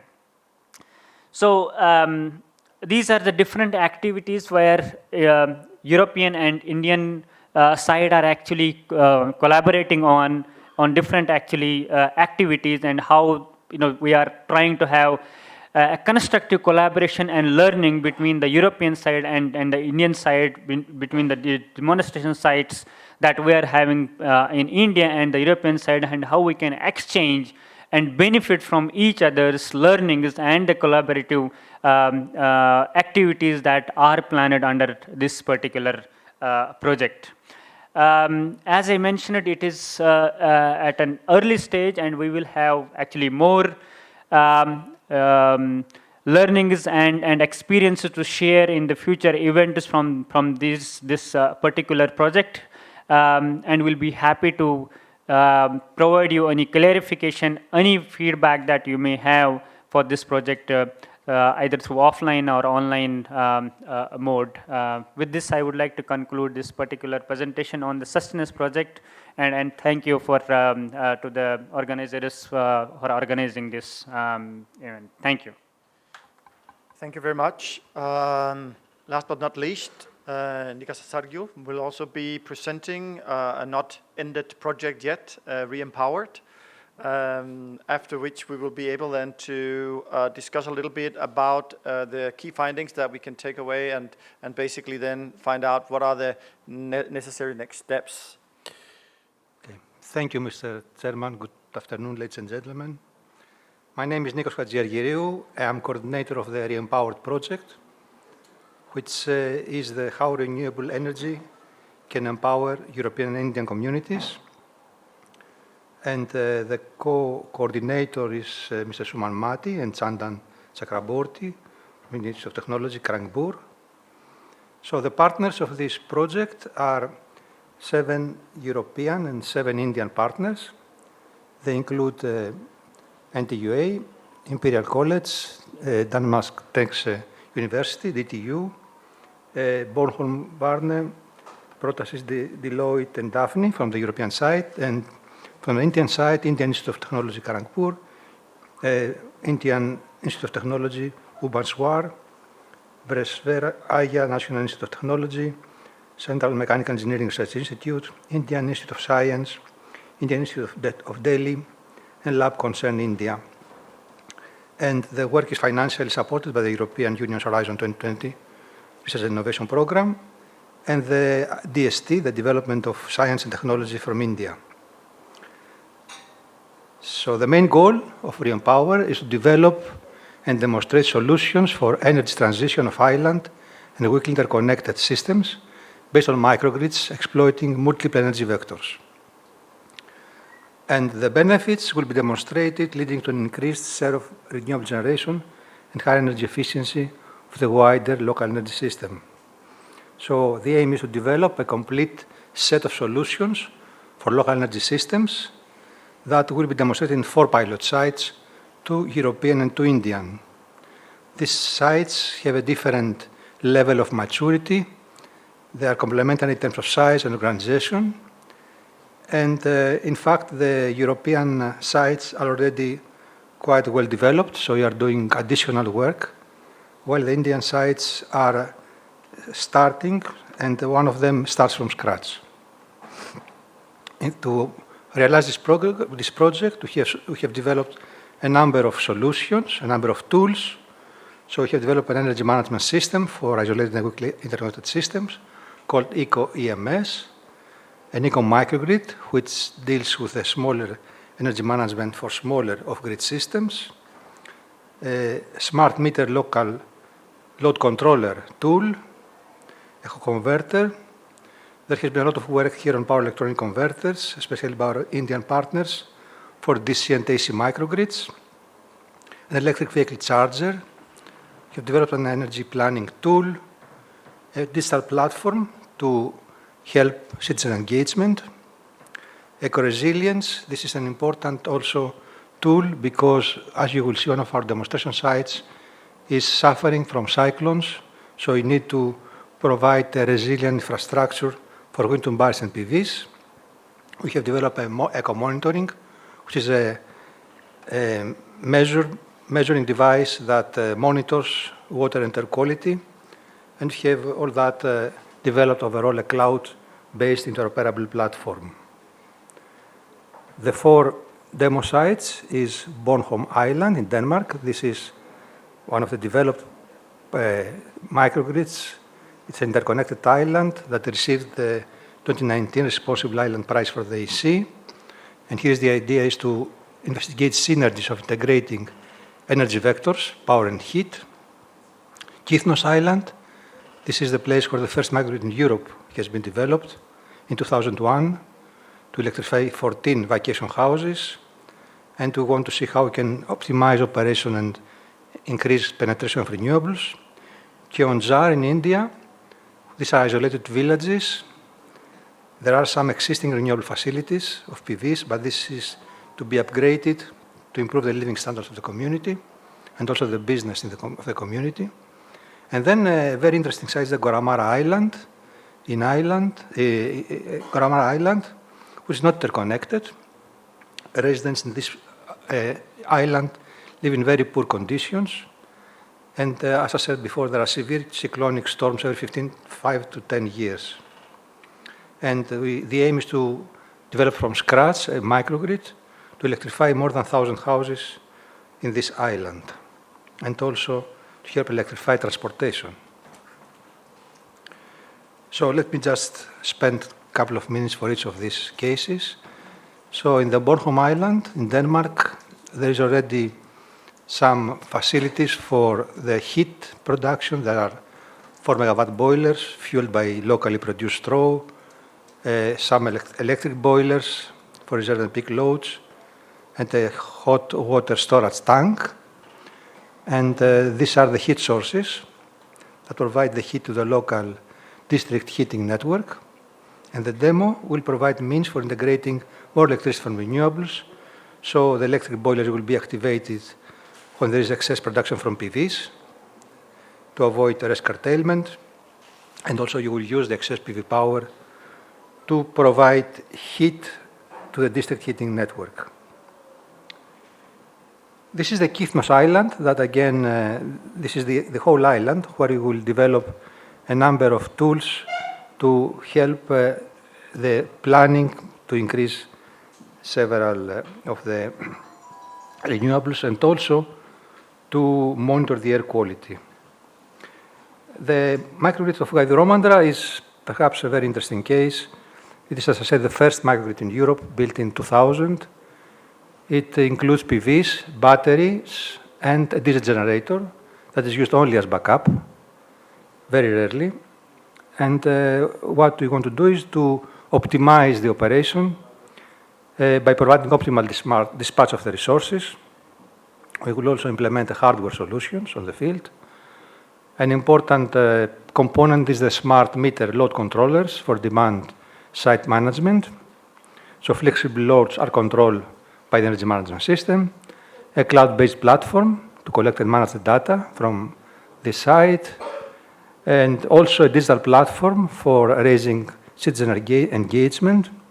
We will develop apps for mobile phones, showing consumption, etc. And another activity is to design and manufacture small wind turbines that is installed already in Hydromandra.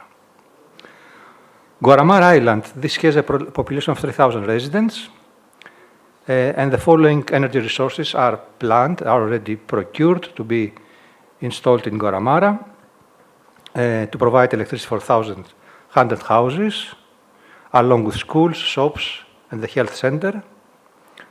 So the idea here is to build two large microgrids of 155 kilowatts and 75 kilowatts.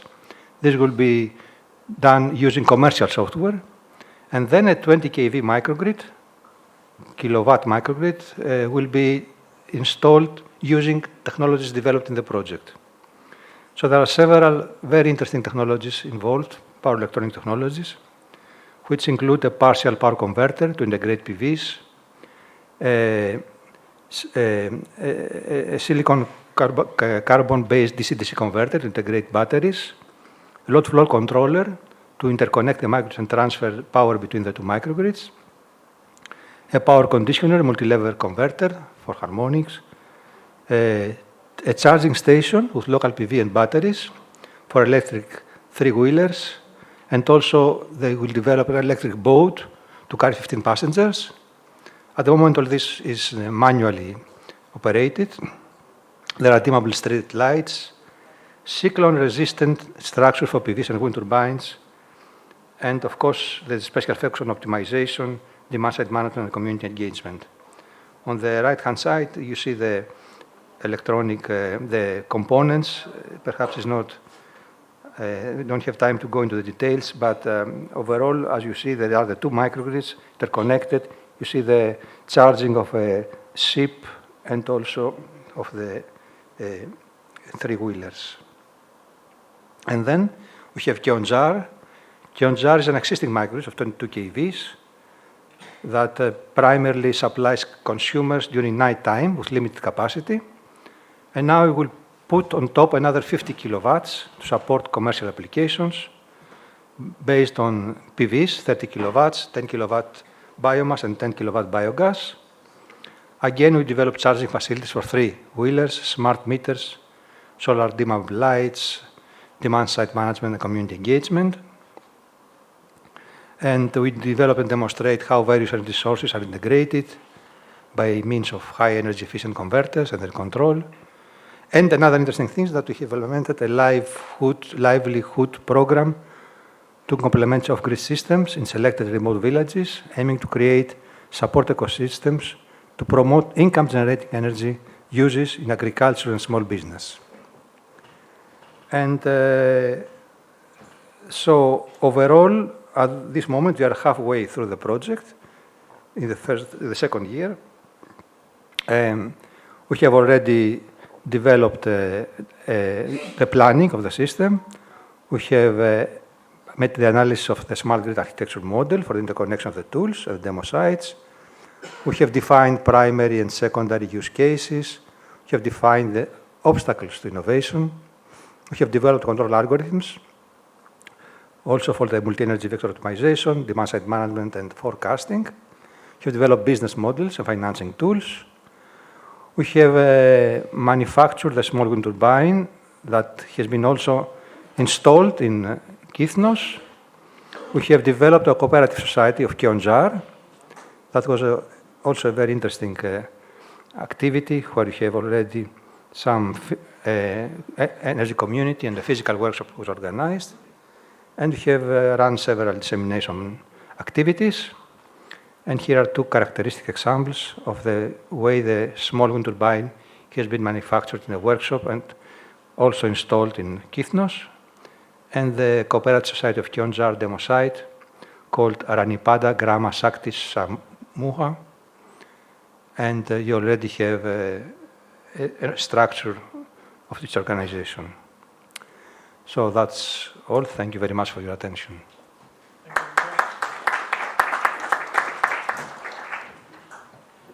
Thanks a lot. I think we can easily see that there is actually a lot of very positive ongoing collaboration. I know we are a little bit over scheduled, but I'd anyway like maybe to take just 1 minute of each of the participants to share their thoughts on what is it that would be the most important factor to continue this kind of successful collaboration? What is it that we've learned during either the ended projects or the projects that are still ongoing that can ensure that we are being able to continue this collaboration? And then after the initiative of the Smart Grid Observatory, of course, comes in also as part of that, and that will continue the session.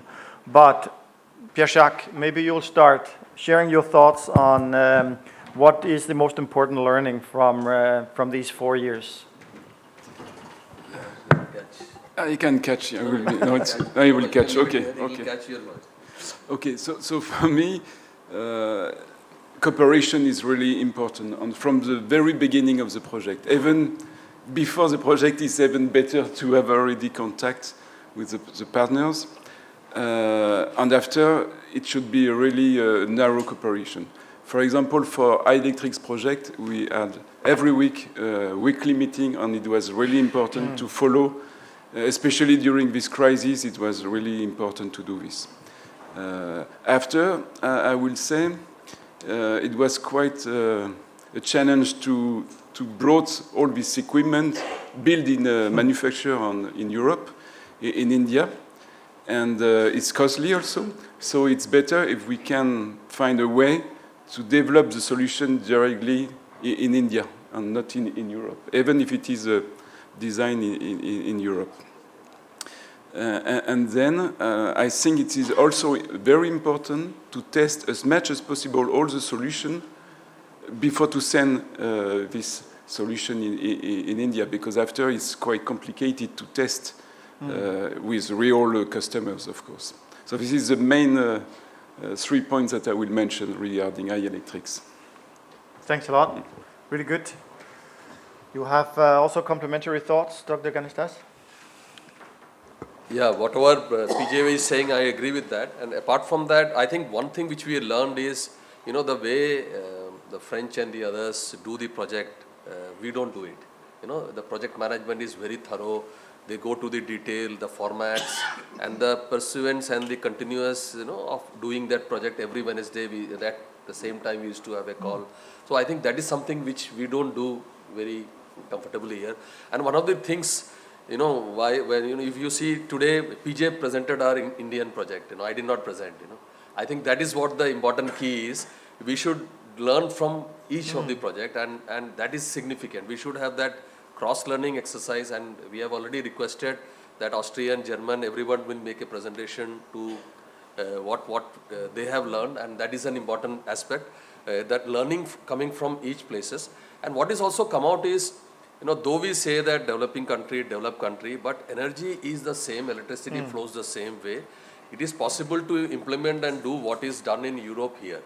And the last point which PJ mentioned is extremely important. The real collaboration will happen when it is designed in Europe and then we find some way to manufacture at the local level here and then maybe make modification in the design and that could go back to Europe.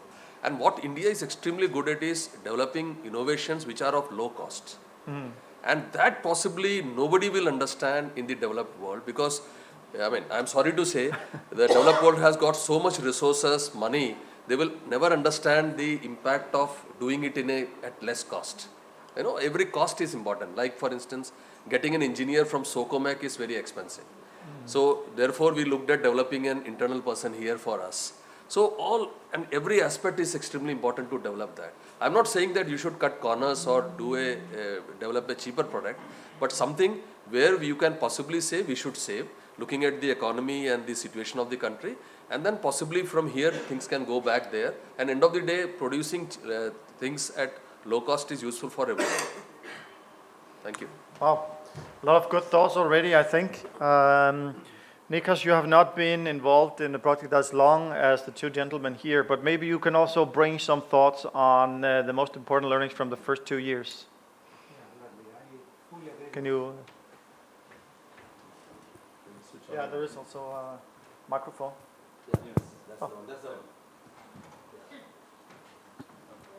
Okay, yes, I fully agree with the previous speakers.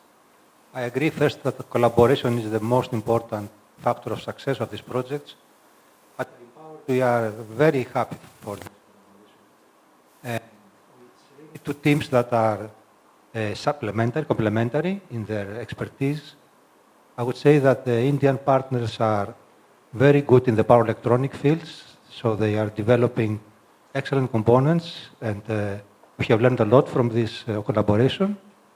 Perhaps the European partners are also good in more system-wide approaches, like how you do the planning, how you do the operation of the system, the optimization of the system. This is where our main contribution is.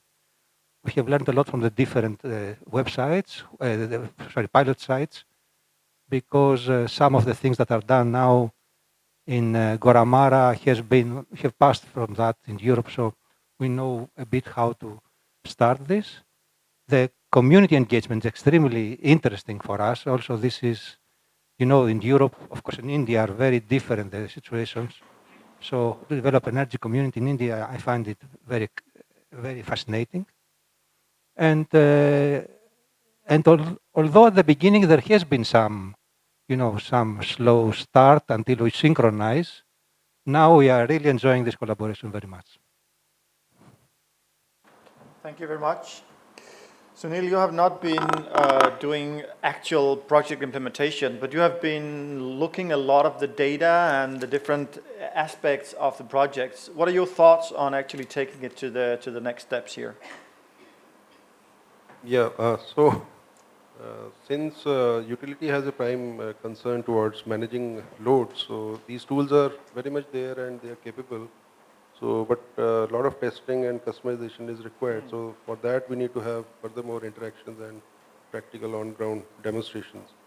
But another key learning that we got was the kind of collaborative effort that we had. And if your intent is right and you put the right people at the right stages, the outcome is usually a refined one. So we could see that thing actually happening in this process. So a lot of effort has gone into, and this research-oriented thing, we were part of it for the first time. Great learning for us, and we would like to see certain more practical demonstrations, and then perhaps we can really see how we can absorb it into a DISCOM. Yeah. Thank you. Sakir, the last word is yours here. Key learnings from the first 2 years of the sustenance project, and what it takes to create a good and successful collaboration between EU and India.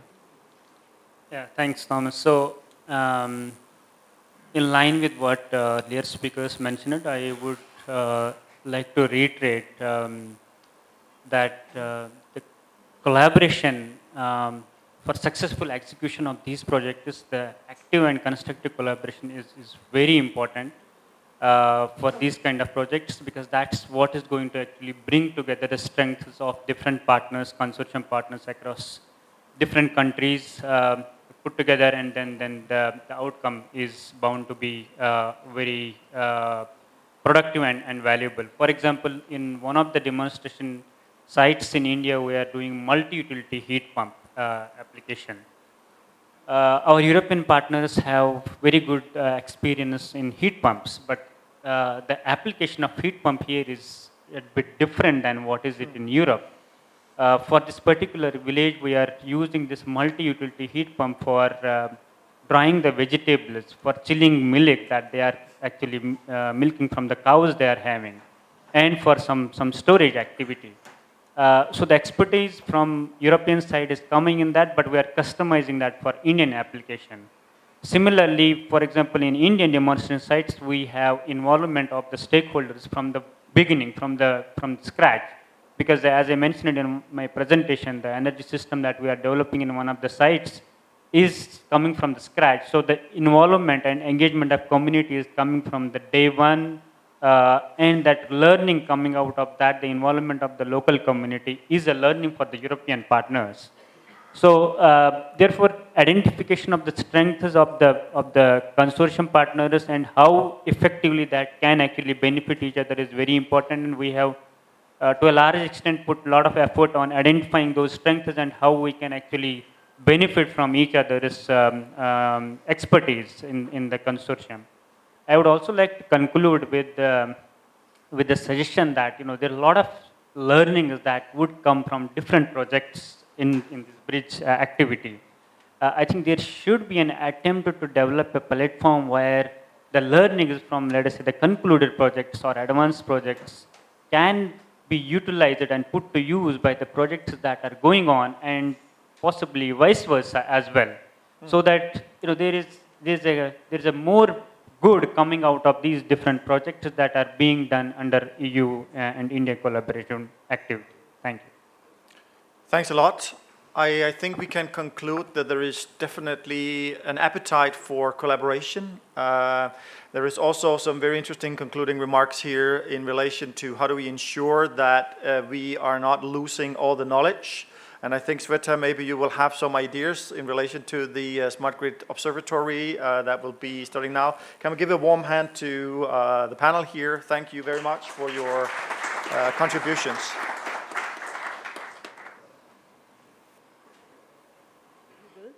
So now we're going to up the challenge a bit for the next panel. We're going to peek a bit into the future and see how we can already be well prepared for the projects that are to come.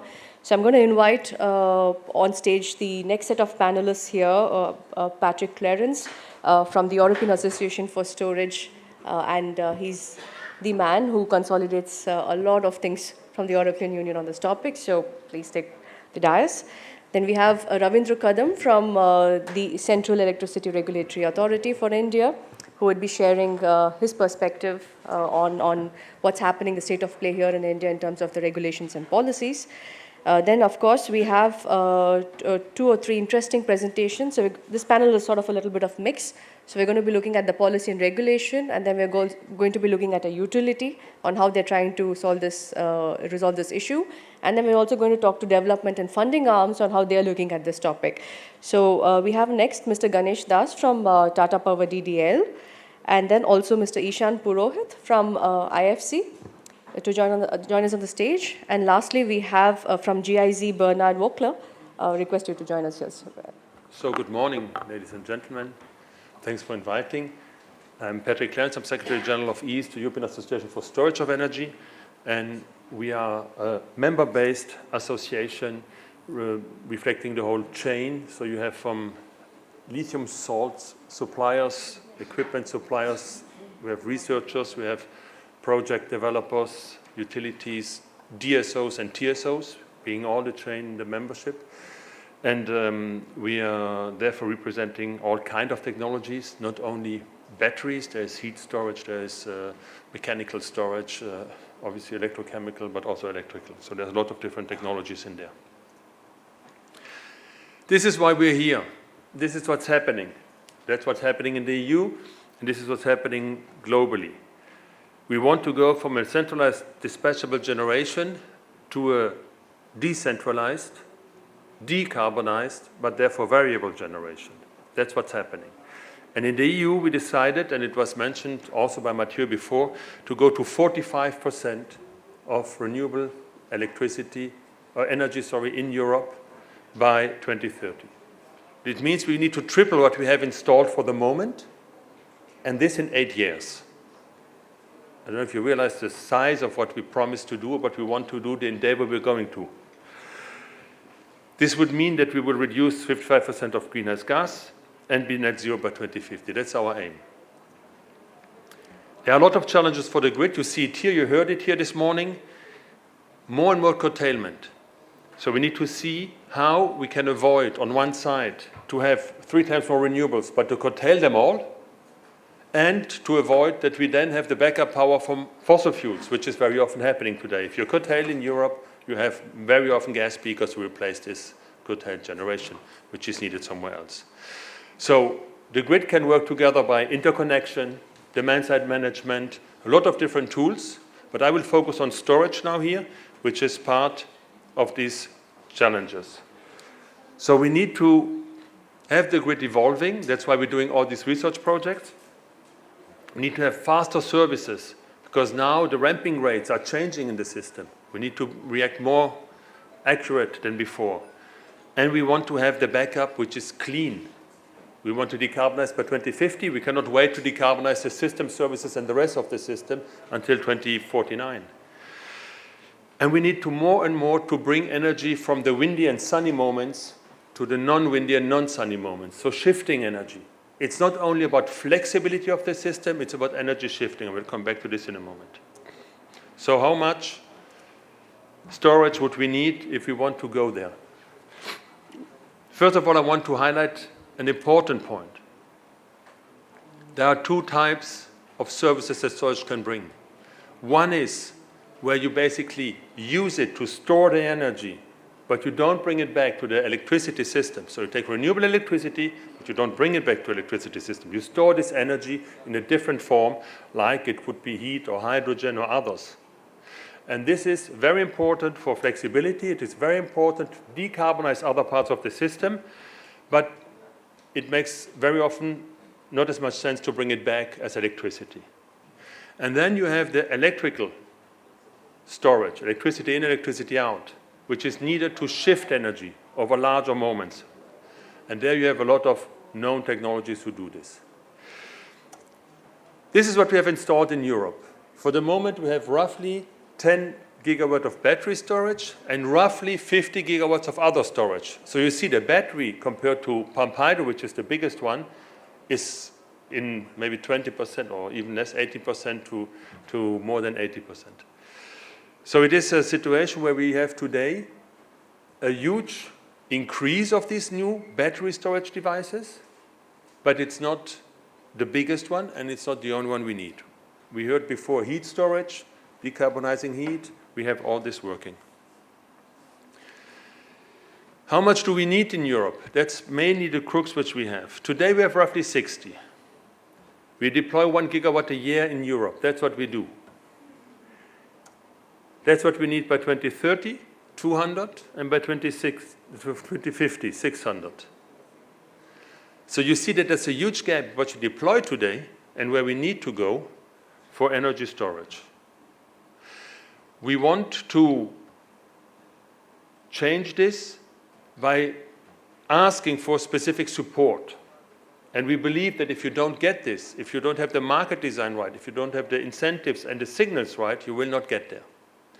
So our message is to push it, and the Commission starts to push for production in Europe. We see on one side there's this carbon border adjustment mechanism which extends the EU ETS, so emission trading, also to the products which are entering Europe. This is for the moment not for storage, not for batteries, but the aim is to cover all the products in the mid to near term. And we see that we have the battery regulation in Europe, which is pushing for greener batteries, which is asking for recycled content, and which is forcing everyone who wants to export to the European Union to follow these. On top of this, we see that there is the Net Zero Industry Act, so the reply from the European Union to the Inflation Reduction Act in the US. So everybody's trying now to put subsidies down to attract batteries and plants. Let's see how this will work out. But we see that we have a lot of tools starting in the EU to realize that we need to build up the battery capacity, but also storage capacities in Europe. So there's a huge push for this. And finally, I will not go through all of them, there are a lot of market design needs to be done, a lot of avoidance of cost, double taxation when you store it. It's something which is since 10 years we repeat the same message, but it's not moving. So I hope that the same errors are not done in other parts of this world. And we see that we need longer-term contracts to have investment security, energy storage targets, which we mentioned, if they can be put into a law, even indicative, investors will trust this, developers will trust this and will pile in and make it happen. So these are some recommendations. So in a nutshell, we are developing more and more storage in the EU. We have a bigger mechanical storage base than electrochemical one, but it's catching up a lot. We're making the basis to produce batteries and storage in Europe more, and the market design starts to change, but it's not enough to really get there. If you want to know more what's happening in Europe, we are inviting you to join us at our conference in October this year, which we do now yearly, and which gives you a good insight about what's happening in Europe. Thank you. So now I invite Ravindra Kadam from CERC to tell us what's happening on this side of the world. Thanks very much. To summarize actually what I'm also about today, because I think it's irrespective of the country, as in earlier presentation we were saying that the electricity is same, its characteristic is same, it's not going to change, the physics and the science is not going to change for electricity even if it is in this country or that country. Exactly similar issues of flexibility as going to be the issues which are a few issues in the coming futures for India also. And I think from a regulatory point of view, I will try to cover the regulatory aspects and how exactly regulators have tried to see this need for flexibility into this coming futures as we are heading towards more and more renewables. Just before my start of my presentations, one disclaimer, I am myself a senior advisor renewable energy in CRC, Central Electricity Regulatory Commission, though most of the presentations are my personal views, should not be considered the views of the Commission. It's my perspective or my comment on how the regulatory perspective is being built to address these issues of the flexibility to the sector. So I'm not going much into the detail what flexibility, what is the smart grid, because I think we all are learning and at the same time hearing about how exactly the smart grid and the need of flexibility is going to be more and more, and how the smart grid and most of the other projects and the pilots which are being developed or being shared across the countries will going to help to address this flexibility need in the coming futures as we go more and more green. And similar to I think the earlier speakers, India has also seen a lot of progress in terms of the installations and the deployment of the renewable resources in the country, and it has been quite an aggressive growth in terms of the installation of this. We have been able to achieve the non-fossil fuel kind of a target quite early in terms of how to deploy more and more non-fossil fuel resources into the systems. But I think all those growth of the renewables, especially into the intermittent source like wind and solar, will come with their own challenges, and that challenges are going more and more, I would say, surfaced in terms of actually managing those kind of the grid with such kind of an intermittent sources, and how to find its balance in terms of its generation and the loads. And we all know that the more and more wind and resources are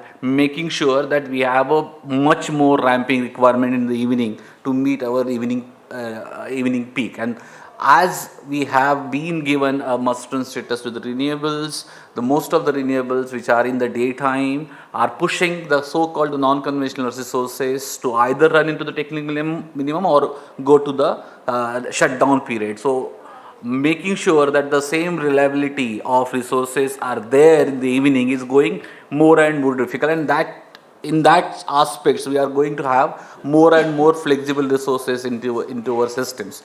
We don't have much of a gas resources like maybe the EU, but we have a coal, but with the coal there is a limitations of having a limited flexibility into the coal generation. So we have to basically look for more and more flexible resources apart from while tapping the existing limited flexibility of the thermal capacity into our system. But at the same time, that most probably will bring us from a supply side, whether we can add more and more flexible resources like storage technology, at the same time making sure that you have on the distribution side a different kind of a smart grid projects and pilots which will complement this flexibility and will create some kind of an organized platform to address this need, and that the required kind of resources and the regulatory and the framework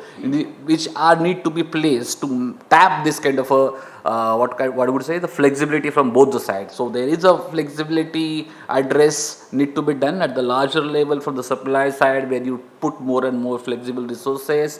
You actually also try to increase the area of operations. You go more from a regional to the national, or maybe the inter-regional, and create some kind of flexibility and absorb the kind of a complementary between the two countries, two regions or the two states. But at the same time we also need, that won't be sufficient, because eventually at the end of the from the distribution sides we also need to create such kind of pilots and the revenues streams which are not only will address this flexibility issue from the supply side but also from the distribution side, with of course an additional benefit of consumer satisfaction and whatnot. So from that perspectives, though my presentations would look into this kind of a supply side and how the regulators have till now have tried to address the big issues and the big systems through creating some kind of a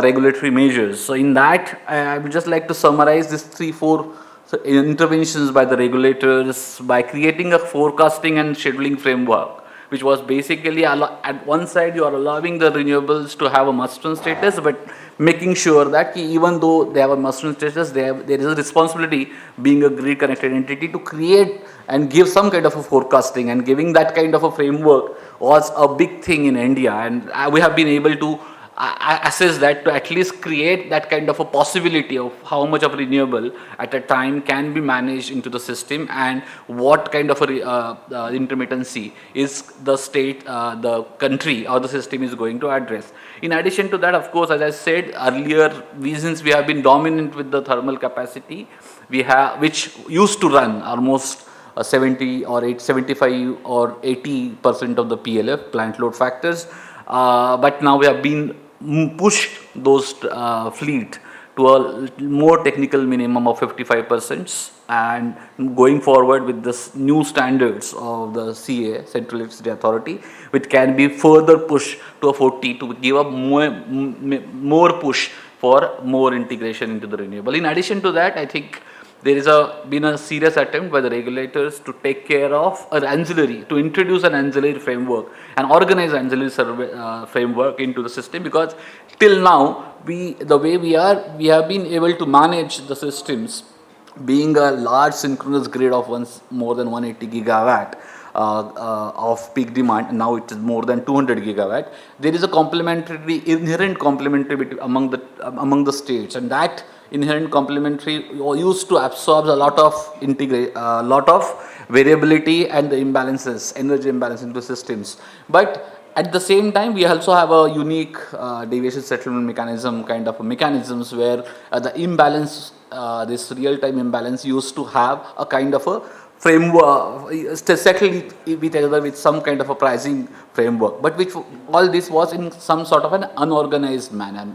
With this new ancillary, we are hoping that the same state entity, the same so-called grid connected entity will adhere to this flexibility need through a kind of an organized market of an ancillary, where the ancillary framework by the system operator will be in place in order to address this kind of a need of flexibility. In addition to that, of course, we have also tried to create a real-time market closer to the actual delivery of the electricity, which will create a further avenue of through an organized market by the system players to address this kind of a flexibility from the supply side. Of course, in that one important pilot which was also initiated by the CERC is a security concern economic dispatch, where after the kind of a so-called self-scheduling and the gate closure, right to revisions, end of right to revisions by any players, if there is still some kind of an optimization possible into the system, then the system operator was allowed to basically further optimize the generation from the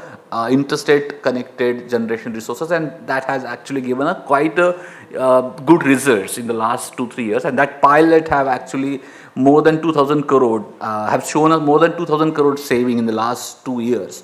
And I think that kind of an optimizations through kind of a increasing this kind of flexibility to change the schedule closer to the delivery is going to help further to address the kind of a renewable. And in that sense, this kind of a real-time market was framed by the regulators and have been quite successful. So I'm not going in detail, but the whole attempt was basically to create some such kind of a more organized product into the market to create this kind of a seamless integrations of intermittent resources and the flexibility into the system. In addition to that, of course, as I said, this flexibility needs is not going to be need of need of like a short duration, but it also can be of a longer duration. It can be a seasonal flexibility, diurnal flexibility, intraday flexibility, and that has to be addressed to a different sets of measures, including smart grid, including storage, whether it's a battery storage or the pump storage possibility,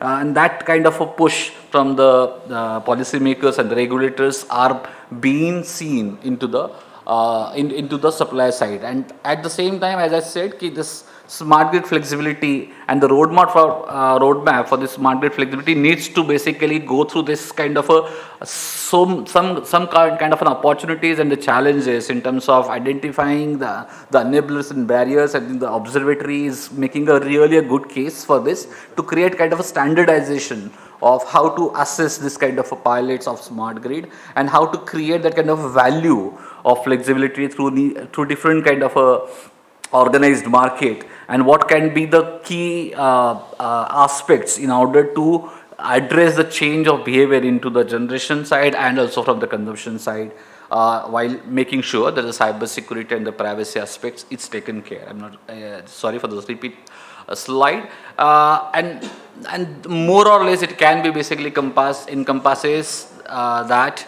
the system operation, commercial operations and the flexibility management is going to be the key area at the distribution area, and where a mini project and the mini systems like this can actually complement this huge area additions from the supply side, and creating that kind of an avenue is going to be a challenge for the regulators in the coming forward. And that's why I think from a regulatory perspectives, having that integration of this market with this kind of a smart grid dispatch and dispatch from the smart grid systems is going to be the key aspects, key way forward for the regulators to see how exactly we can incorporate and create a positive signals for the investors, for the business models in the coming futures, how to make sure that the multiple actors' requirements are being taken care of within this kind of a complex kind of a scenario where you have a different stakeholders having trying to influence their interest whether it's the consumer side or the utility sides, and how to make sure that there is a kind of a middle path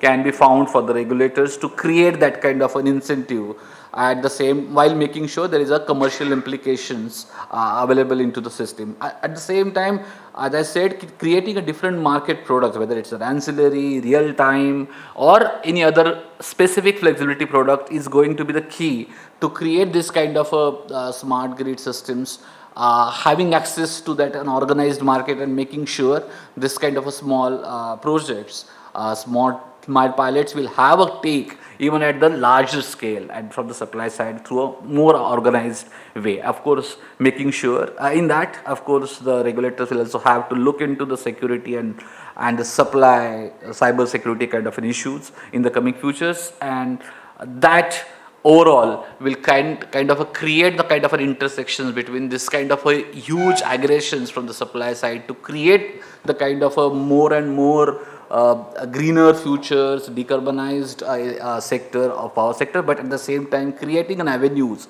for the distribution side from the stakeholder sides to meet and complement those kind of initiatives from the policymakers. Thank you very much. Thank you, Ravi. I think you captured quite interesting elements, and in fact, we have already a lineup of questions from the EU side that will be posed to you.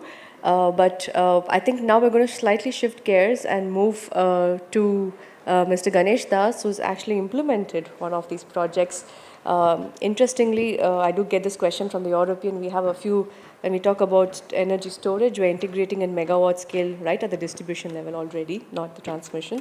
So I would like invite him to share his experiences on integrating this so far. And then we go to the investment side of things and how they look at the risk perception and what should be sort of the mitigating measures in order for batteries to take off on this. Thank you, Shweta. And this iElectrics project, as PJ had mentioned, all the projects have got storage. So there is a huge learning which is automatically is going to come out of that. And not only that, that project will also have different component in terms of the PV, low voltage automations and things like that. I think the outcome of the projects, the bridge projects itself is something of a big learning for us. So I'll just share some of the learnings which we had while implementing storage. There is a 274 kilowatt of storage which is there as a part of this iElectrics project Shakti at St. Xavier School. Apart from that, we have also implemented 10 megawatt. That was South Asia's largest and India's first grid connected storage, which is based on lithium chemistry. Then we had 600 kilowatt hour project on the distribution transformer, and then we also implemented a pole mounted transformer storage on a transformer there. So all three things at different value chain of the distribution have provided us different learnings. So essentially, you know, it's a slide and it's a concept which you would have seen all the time, but you know, we have not seen that any problem arising outside this few elements what we have integrated. It will be a clear case of a supply and demand wherein, and then of course when the renewables comes in, how do you really balance the renewables? And what is not seen is there is some element of electrical parameters, the power quality, the frequency, all this is also very nicely synchronized. So when you are talking about the storage per se as a technology, there are also balance of the plant as we call it, comes into play, the quality of the inverter, the flexibility of the inverter, ability of the inverter to provide digital information, and managing the digital information to really create a network of the storage and network of PVs, which will help us to balance the demand and supply in a very optimal manner. So all this thing has to be looked at in a very integrated framework. That is where we really see the larger benefit of storage which will come in. And we did talk about very interesting part of different chemistries of storage. I think that is something we need to look at it very seriously, because lithium would have a different kind of a challenge. While it is excellent for handling some of the very quick requirements of the grid, but when it comes to suppose we are putting it in microgrid, when you talk to sustainability, when you look at the supply chain not in terms of it has perhaps has the most matured supply chain today, but supply chain when looking at the geopolitical situation. So all these are some of the elements which we may have to look into as we move up the journey of storage. And also it is important why the other chemistry should come up, because everything is operated through a market force. Unless until you have a substitute, the person who is leading or the technology which leads the price will never come down. So there is an element of, the competition also which needs to be built up essentially from the area of substitution. And for that, some of the things which you are talking about, heat pumps, the pump storage, the other alternate mechanism of storage also needs to be looked at as seriously as we are looking at the battery energy storage system. Some of the challenges while we are integrating renewables is the frequency variation in generation, which is a normal thing. And then we are not able to accurately forecast. And believe me, India offers much better forecasting opportunity than it is there in Europe. So Europe is something which you just walk out and suddenly you will find cloud and rain coming in. India is not the case. So India is relatively better off when it comes to forecasting. So therefore, that is the reason that we are actually very seriously looking at solar and wind as a very strong source of alternate energy for addressing our requirement. Power quality, an important area. And then the point of location of the renewable resources. Now, here I will take an example here. If you look at the renewables, a solar farm which is say in a corner of Rajasthan or somewhere in Gujarat. So it is generating in megawatt scale, gigawatt scale, and the generation happens at the peak only for few hours. So your choice is whether you want to transmit that peak power at that point in time, everything together, or do you want to store it or stagger it and then manage the flexibility in a much better way at the transmission line. If you are going to transmit everything at one go, you will need a very high evacuation and the transmission capacity, maybe the capacity equivalent to the peak generation to take care of that. But if you want to stagger it and operate more intelligently, looking at the supply, demand and looking at the larger requirement at the network level, then possibly you can use storage and store it and then evacuate as it is required, and looking that way the transmission lines also could be optimally designed. So those are some of the things which we can consider. So location of the renewable sources, location from the point of view of how close it is to the load. Now storage is, as in any electrical system, there are losses. We have observed that the more you put storage closer to the load, the better is for you when it comes to manage the technical losses. So we have tried to put it at the grid. We have tried to put it at the distribution transformer level. We have even tried to put it at the pole level, which is the closest when you can get into as far as the consumer is concerned. And it offers a value at each level of looking at that. Technology and integration cost. Now, one more example I like to give. The total cost of the project of 10 megawatt grid connected storage, we have noticed that 35 to 40% is the software cost. The cost of optimizing, managing, etc. I personally feel, and the company also feels, that it's a huge cost. So can we look at reducing this cost of software and things like that, which will make us more helpful for the storage to get implemented and therefore optimizing that. We have also in the electrics project, in the Shakti project, we have the optimization which is integrated to the solar generation and the low voltage network is there. So the technology and integration cost is extremely important, and we feel that this is the element of the value chain of the entire storage where we can really look at to reduce the cost. Sudden power ramping requirement, again this could be there because of the renewable, and which could be because of some of the distress which happens in the grid, which is very common during the summer season in India. So how do we really address all that? So these are some of the challenges which is invariably exist everywhere. And I was talking to you about the 3 cases. This is the real site, image. We have partnered and collaborated with AES and Mitsubishi for the 10 megawatt grid storage, which Leclanche for the second one, and Pixie which is based out of Norway for the third one. And incidentally, if you look at it, 2 of them are European technologies for looking at that. So all 3 have given us different use cases, and it is still the test is still continuing. And one of the things which makes it really difficult to build up a business case is, the cost of power and the subsidy we provide to the domestic consumers, and this really did not give us a real use case when it comes to from the cost benefit point of view. But eventually what we feel is when the EV is going to come in, and what EV is going to offer is, I'll give a perspective. Suppose I want to give a 10 kilowatt connection to a domestic consumer.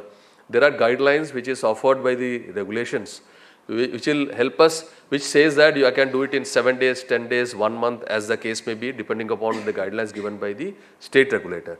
Now when you are talking about an EV coming in and somebody is going to plug into the grid, it is like giving an instant connection, and the network has to be ready to give that connection. So when you are going to do that in a distribution transformer, because it is largely going to be connected at the low voltage level, so suddenly there is going to be, you should have a capacity. Therefore, we feel that storage can possibly help us to manage the charging in a better way, in a more smarter way. I'll probably draw an attention to the study which we are doing with GIZ, and my friend Indradeep has been leading that from the GIZ side, and there are sort of things, and of course Zakir is also there as a part of the study. So we have really found out that there are a lot of situations wherein there could be an element of storage which could come us to be more flexible and then provide and manage the charging in a much better way on doing that. Another thing is when you are talking about pushing the charge at a much faster rate. Now grid may not be able to do it, but if you are able to store it in a storage, there is an opportunity for us to push it at a much higher current to the for a fast charging requirement. So without really affecting the grid, we can use storage as an option or as a layer to really manage the charging auto also in a much better fashion. Something which we have really looked at, Tata Power is the largest shareholder, has a largest market share of solar of rooftop in India. We are about 31% rooftop share we have, and then we also have captive storage. And the captive storage is also there. I mean, there's a provision to get into that. So what I'm trying to say is very soon you will have a network of prosumers in India who are going to produce their own electricity, and we have a choice to either use it for their own consumption or to push it to the grid. So there is an opportunity when we have the generation and the storage coming in to get into a more P2P kind of a blockchain kind of trading, which could be something of the future, wherein it could happen independent of the, maybe regulation. We have started seeing this in few of the communities. If you have a closed community which does not need a regulatory clearance, we have seen this happening. We have seen this in cases where somebody does not have a roof. There are companies who come and, take up this kind of responsibility. I think this is another area which is going to get very interesting as we have some sort of a maturity and stability when it comes to storage, along with the combination of the renewable energy.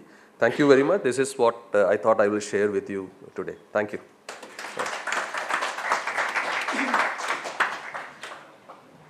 Thank you, Dr. Ganesh. I think you did flag a lot of critical points, including talking about the chemistry of storage when we talk about it, and very important point also on the geopolitical aspect of it. We can build all the solutions, but ultimately it depends also on the critical minerals that we can procure to bring these storage solutions to India. And of course, a very important point again flagged was the software costs and how we can see if we can collectively reduce that, because it's a major chunk of the project management aspects of storage solutions.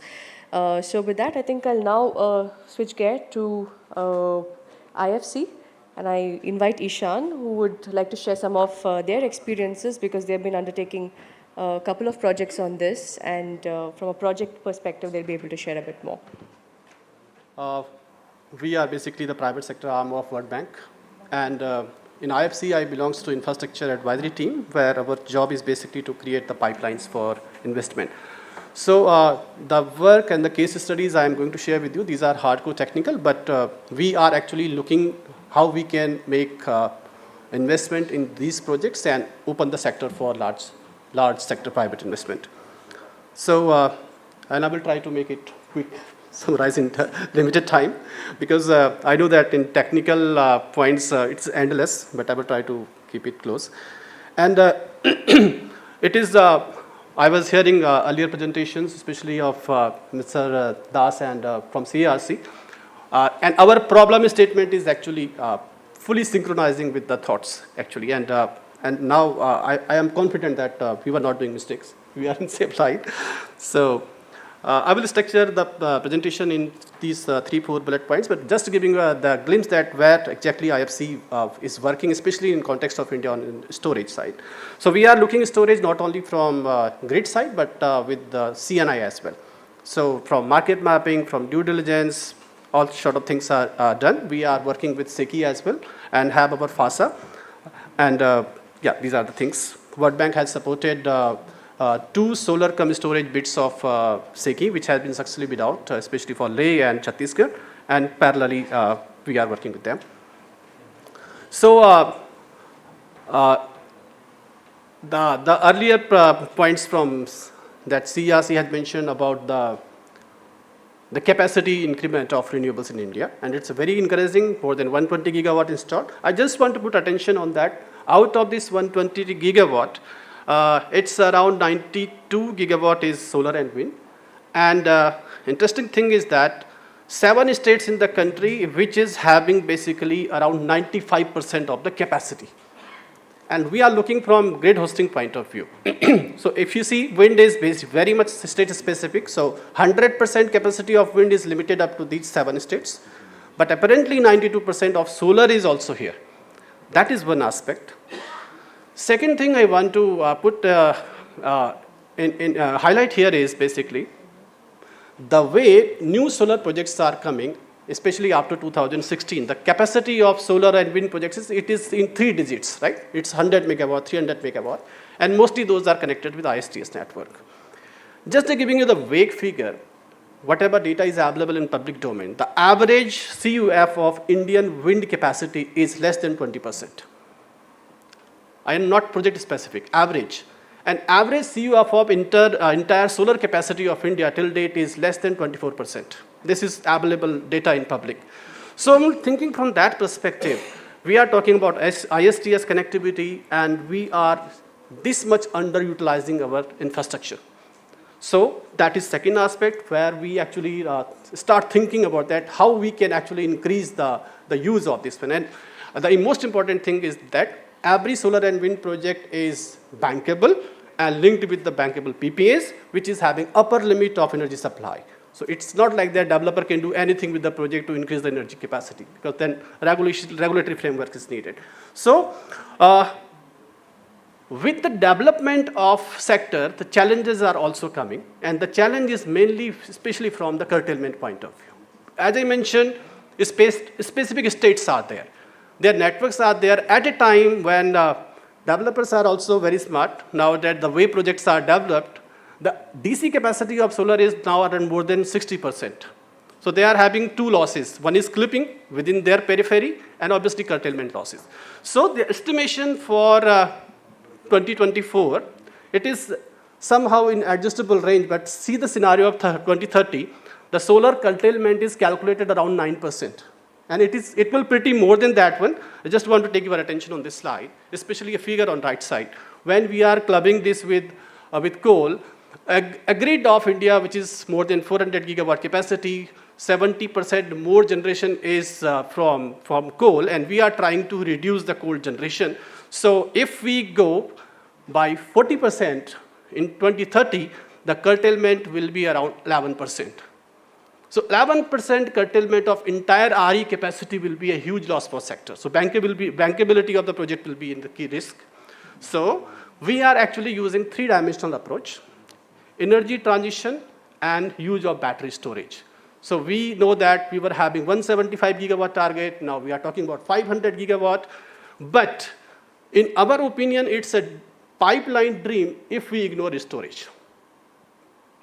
So the thing is, the main point is that, and some estimations have been done, mainly the projections are there. Most of the RE capacity will be of solar and wind, and around 27 gigawatt or 110 gigawatt storage will be required. And there are some estimation. The minimum technical bottom up and limits of RE hosting capacity, which is the key driver, I will say, this is approximately 130 gigawatt. So for 130 gigawatt integration of RE, that's not a big challenge. But what after that? And we are going to achieve this in 2024. After that, integrating any renewable energy project in grid without storage will be having serious issues. anything above is subjected to massive curtailment and bankability. And as we came from this investment perspective, so just want to highlight that bankability will be a challenging thing. And second thing is security of the grid. Okay, one is we are saying that, okay, there is curtailment, they can simply shut down it. But what will happen when more variable power is coming into grid? So the time residual reserve margin drops 1000 megawatt around 20% of time, and I will show this in next slide as well. So this penetration is making our grid extremely vulnerable, and storage here can make basically a proper case. So in our opinion, what we are targeting in storage, it is essential for first one of the time shifting. And if we are talking about decarbonization, net zero or coal transition, obviously it is much needed. Managing the grid vulnerability and voltage management.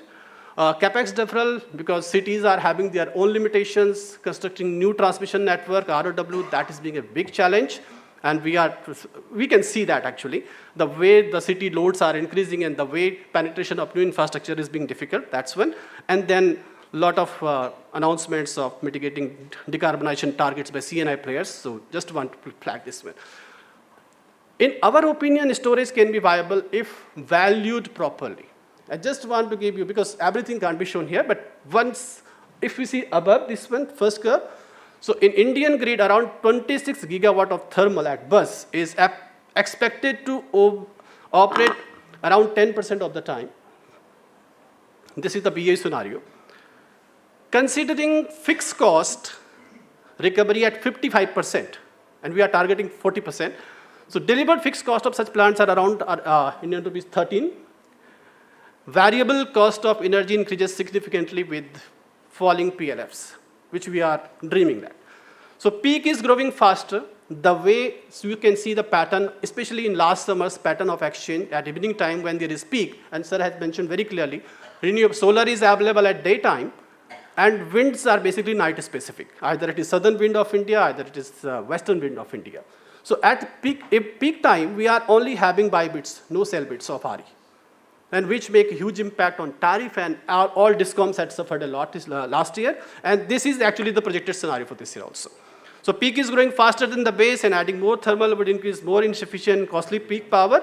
Availability of peak power in the market for around 8 months an issue, and it will be OTC power traded around 14 to 25 rupees last year, and then finally it was capped for at 12 rupees. So even at 12 rupees, I size my battery storage systems and it is viable. It is today's economics, right? Obviously, some regulatory clarity will be required on that one. So these are just two scenarios. Our 26 gigawatt is used only for 10%. That is one. How we can shift into storage, and especially our evening peak, how we can make intervention of storage there. So these are our key findings from, I just want to skip this one. I don't want to make it qualitative, but from our assessment, we actually identified the revenue streams and we quantified that, just will show. So our approach for scaling grid BESS is basically 6 steps. We do market assessment, we do technical assessment, all things actually, whatever technologies are available, whatever guarantees, warranties, bankability aspects are available, financial policy, structuring of BESS pilot project, and for us, we are making pilots not only for demonstration, it's a hardcore commercial where we can put our investment mobilized, right? And then discussing or putting the project in front of investors, and obviously, end of the day, Government of India, regulators, their blessings will be required for the project. So case study 1, we have done, this study we have done 2.5 years back with the utility in Delhi. And this is based on the real-time data. So as I mentioned, 6-step approaches. We did load curve analysis, load forecasting, load flow analysis. There was question that penetration of rooftop, penetration of EV, whatever projections are there. And the utility in Delhi is not having I will say, in-house type of generation or within city of generation, right? So they are importing actually. Okay, so they are managing, but the other utility which we worked with, they were having some inside generation as well.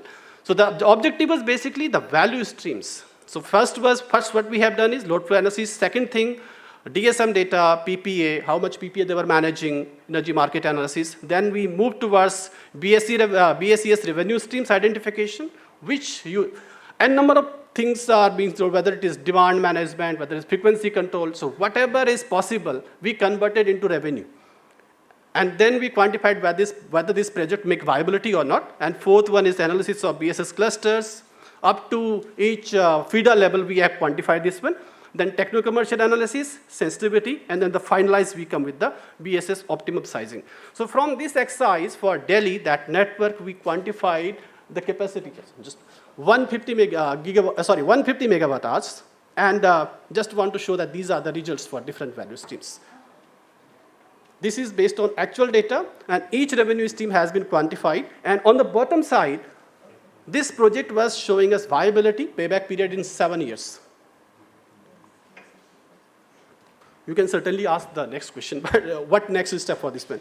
And the thing what we have done in Mumbai, you might have heard about that in Mumbai there was blackout, almost grid failure in 2020, in month of October, and after that there was a lot of pressure on the DISCOMs to have minimum storage for blackout solution, right? But that only single case was not making this battery storage viable. So we did work with one of the DISCOM in Mumbai, and entire mapping is towards the peak load management, transmission deferral, whatever frequency control or use cases might be there.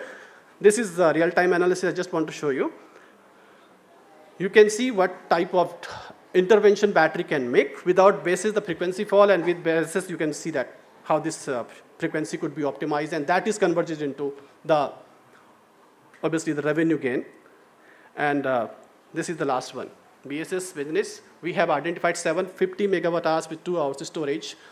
Whatever cost figures are there, this is basically on left bar, this is the breakup of the cost, and right side, these are the key use cases. We have quantified the value of each use case, and finally, it is converging into the, so in our opinion, this 750 megawatt hours make complete techno-commercial sense in Mumbai, and this might have a positive financials. So thank you very much for this one. So our way forward is, we should come out from the traditional mindset, BSS not is a generating asset. The way we think the market, it's plain solar vanilla type of project. So BSS is not a generation asset, which cannot be provide cheaper energy, obviously, than cheapest form of the power.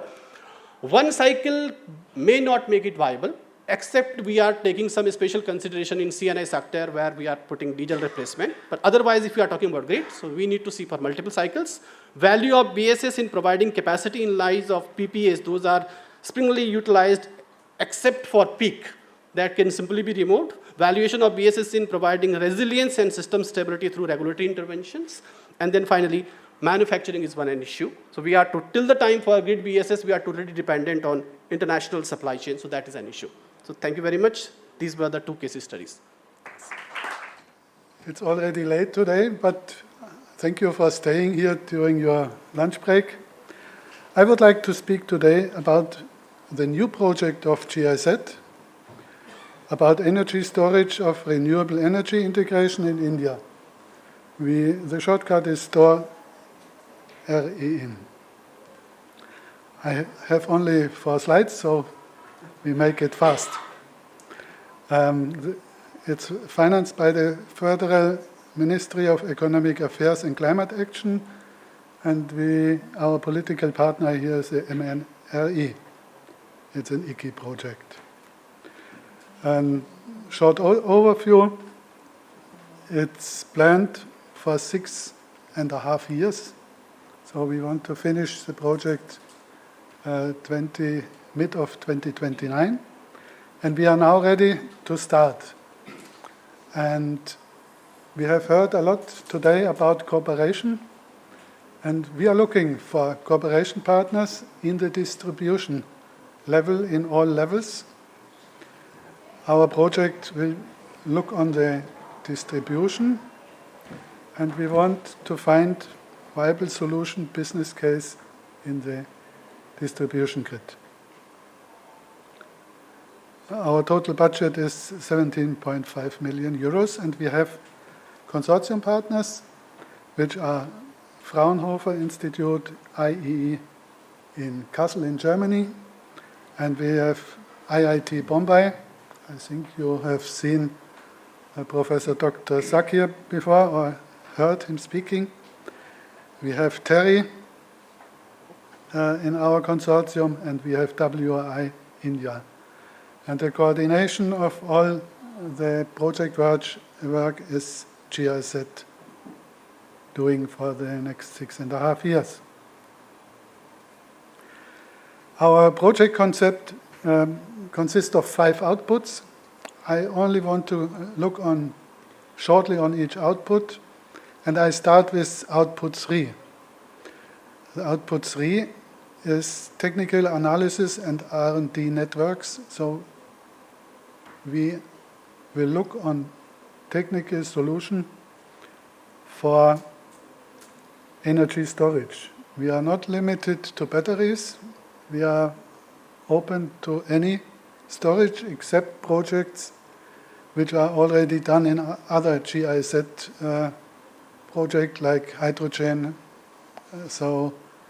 But all new things for GIZ we can look in. And here we are also looking for partners in the research networks. We want to do at least 3 demonstration projects. We don't call them pilot, we call them demonstration project. And there we are looking for partners in the distribution level. Partners who are willing to take ownership also from their side. We often have a little bit difficult to finance hardware, but we can support in anything what is planning, the capacity development and other things, technical support. And we want to look into policy and regulation framework, and we are there interested to work with all in this field. Output 4 is capacity building or capacity development, and here we also want to cooperate with civil companies, and also we want to use the capacities which are available with our consortium partners. And the 5th output is then we want to create awareness about storage. We want to disseminate all the information which we have gained in the 6.5 years, during the 6.5 years. And through this, we want to promote storage more and more. A short overview about the project timeline. We are ready to start now with the planning of the project 1, with the demonstration project 1. And therefore, just contact me if you have a need in storage and you need technical support, you need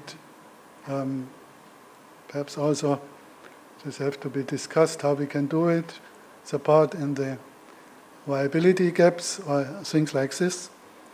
We are open to discuss, and you can contact me anytime.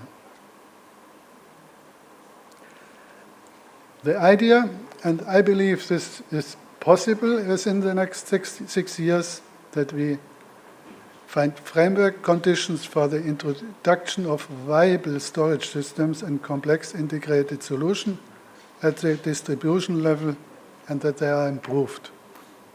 And with this, I will close my presentation today, and I'm ready to answer questions. And I'm happy if you contact me for cooperation. I think this was a very important topic also today, always.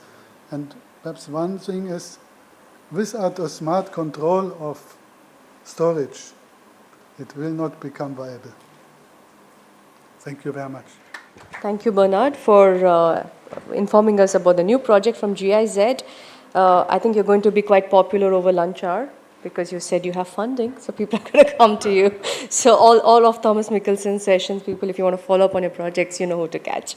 But yes, I think since we are running over time, I would invite all of you to join our speakers over lunch, which is at the first floor, to continue some of the discussions with them.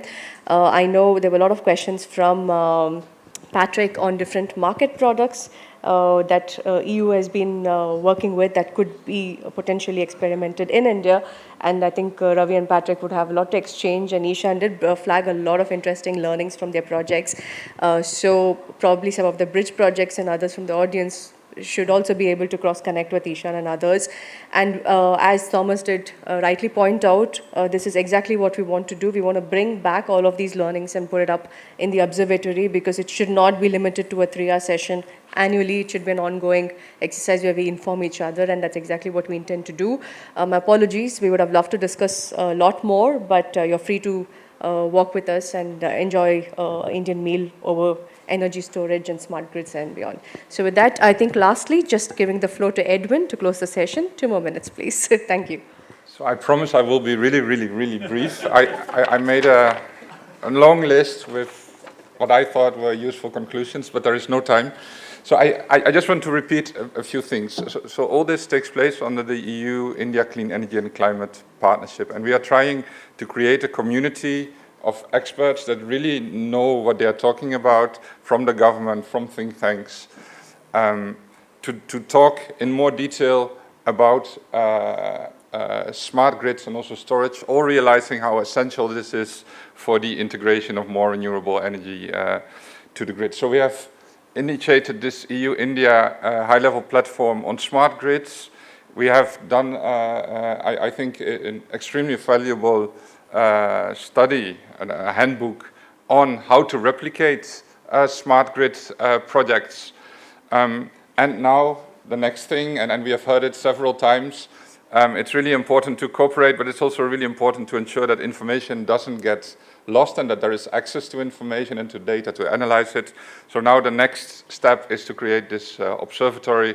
So while a lot of people will talk to GIZ during the break, I hope also a lot of people will talk to Sweta during the break about this observatory. 2 other messages. We always try to make a very detailed report on all our workshops, which we put on our website, as well as all the presentations, and there were excellent presentations. So I would like to promote our CECP website, and I would like to point out that we also have an EU pavilion here, where we are providing more information on the different projects that also have been presented today. And last but not least, I would like to thank Indian Smart Grid Forum, with whom we have a very strong, long-standing cooperation, the Florence School of Regulation, and in particular also the Florence School of Regulation Hub, because I think it's really exceptional that we have people here that both understand Europe and India.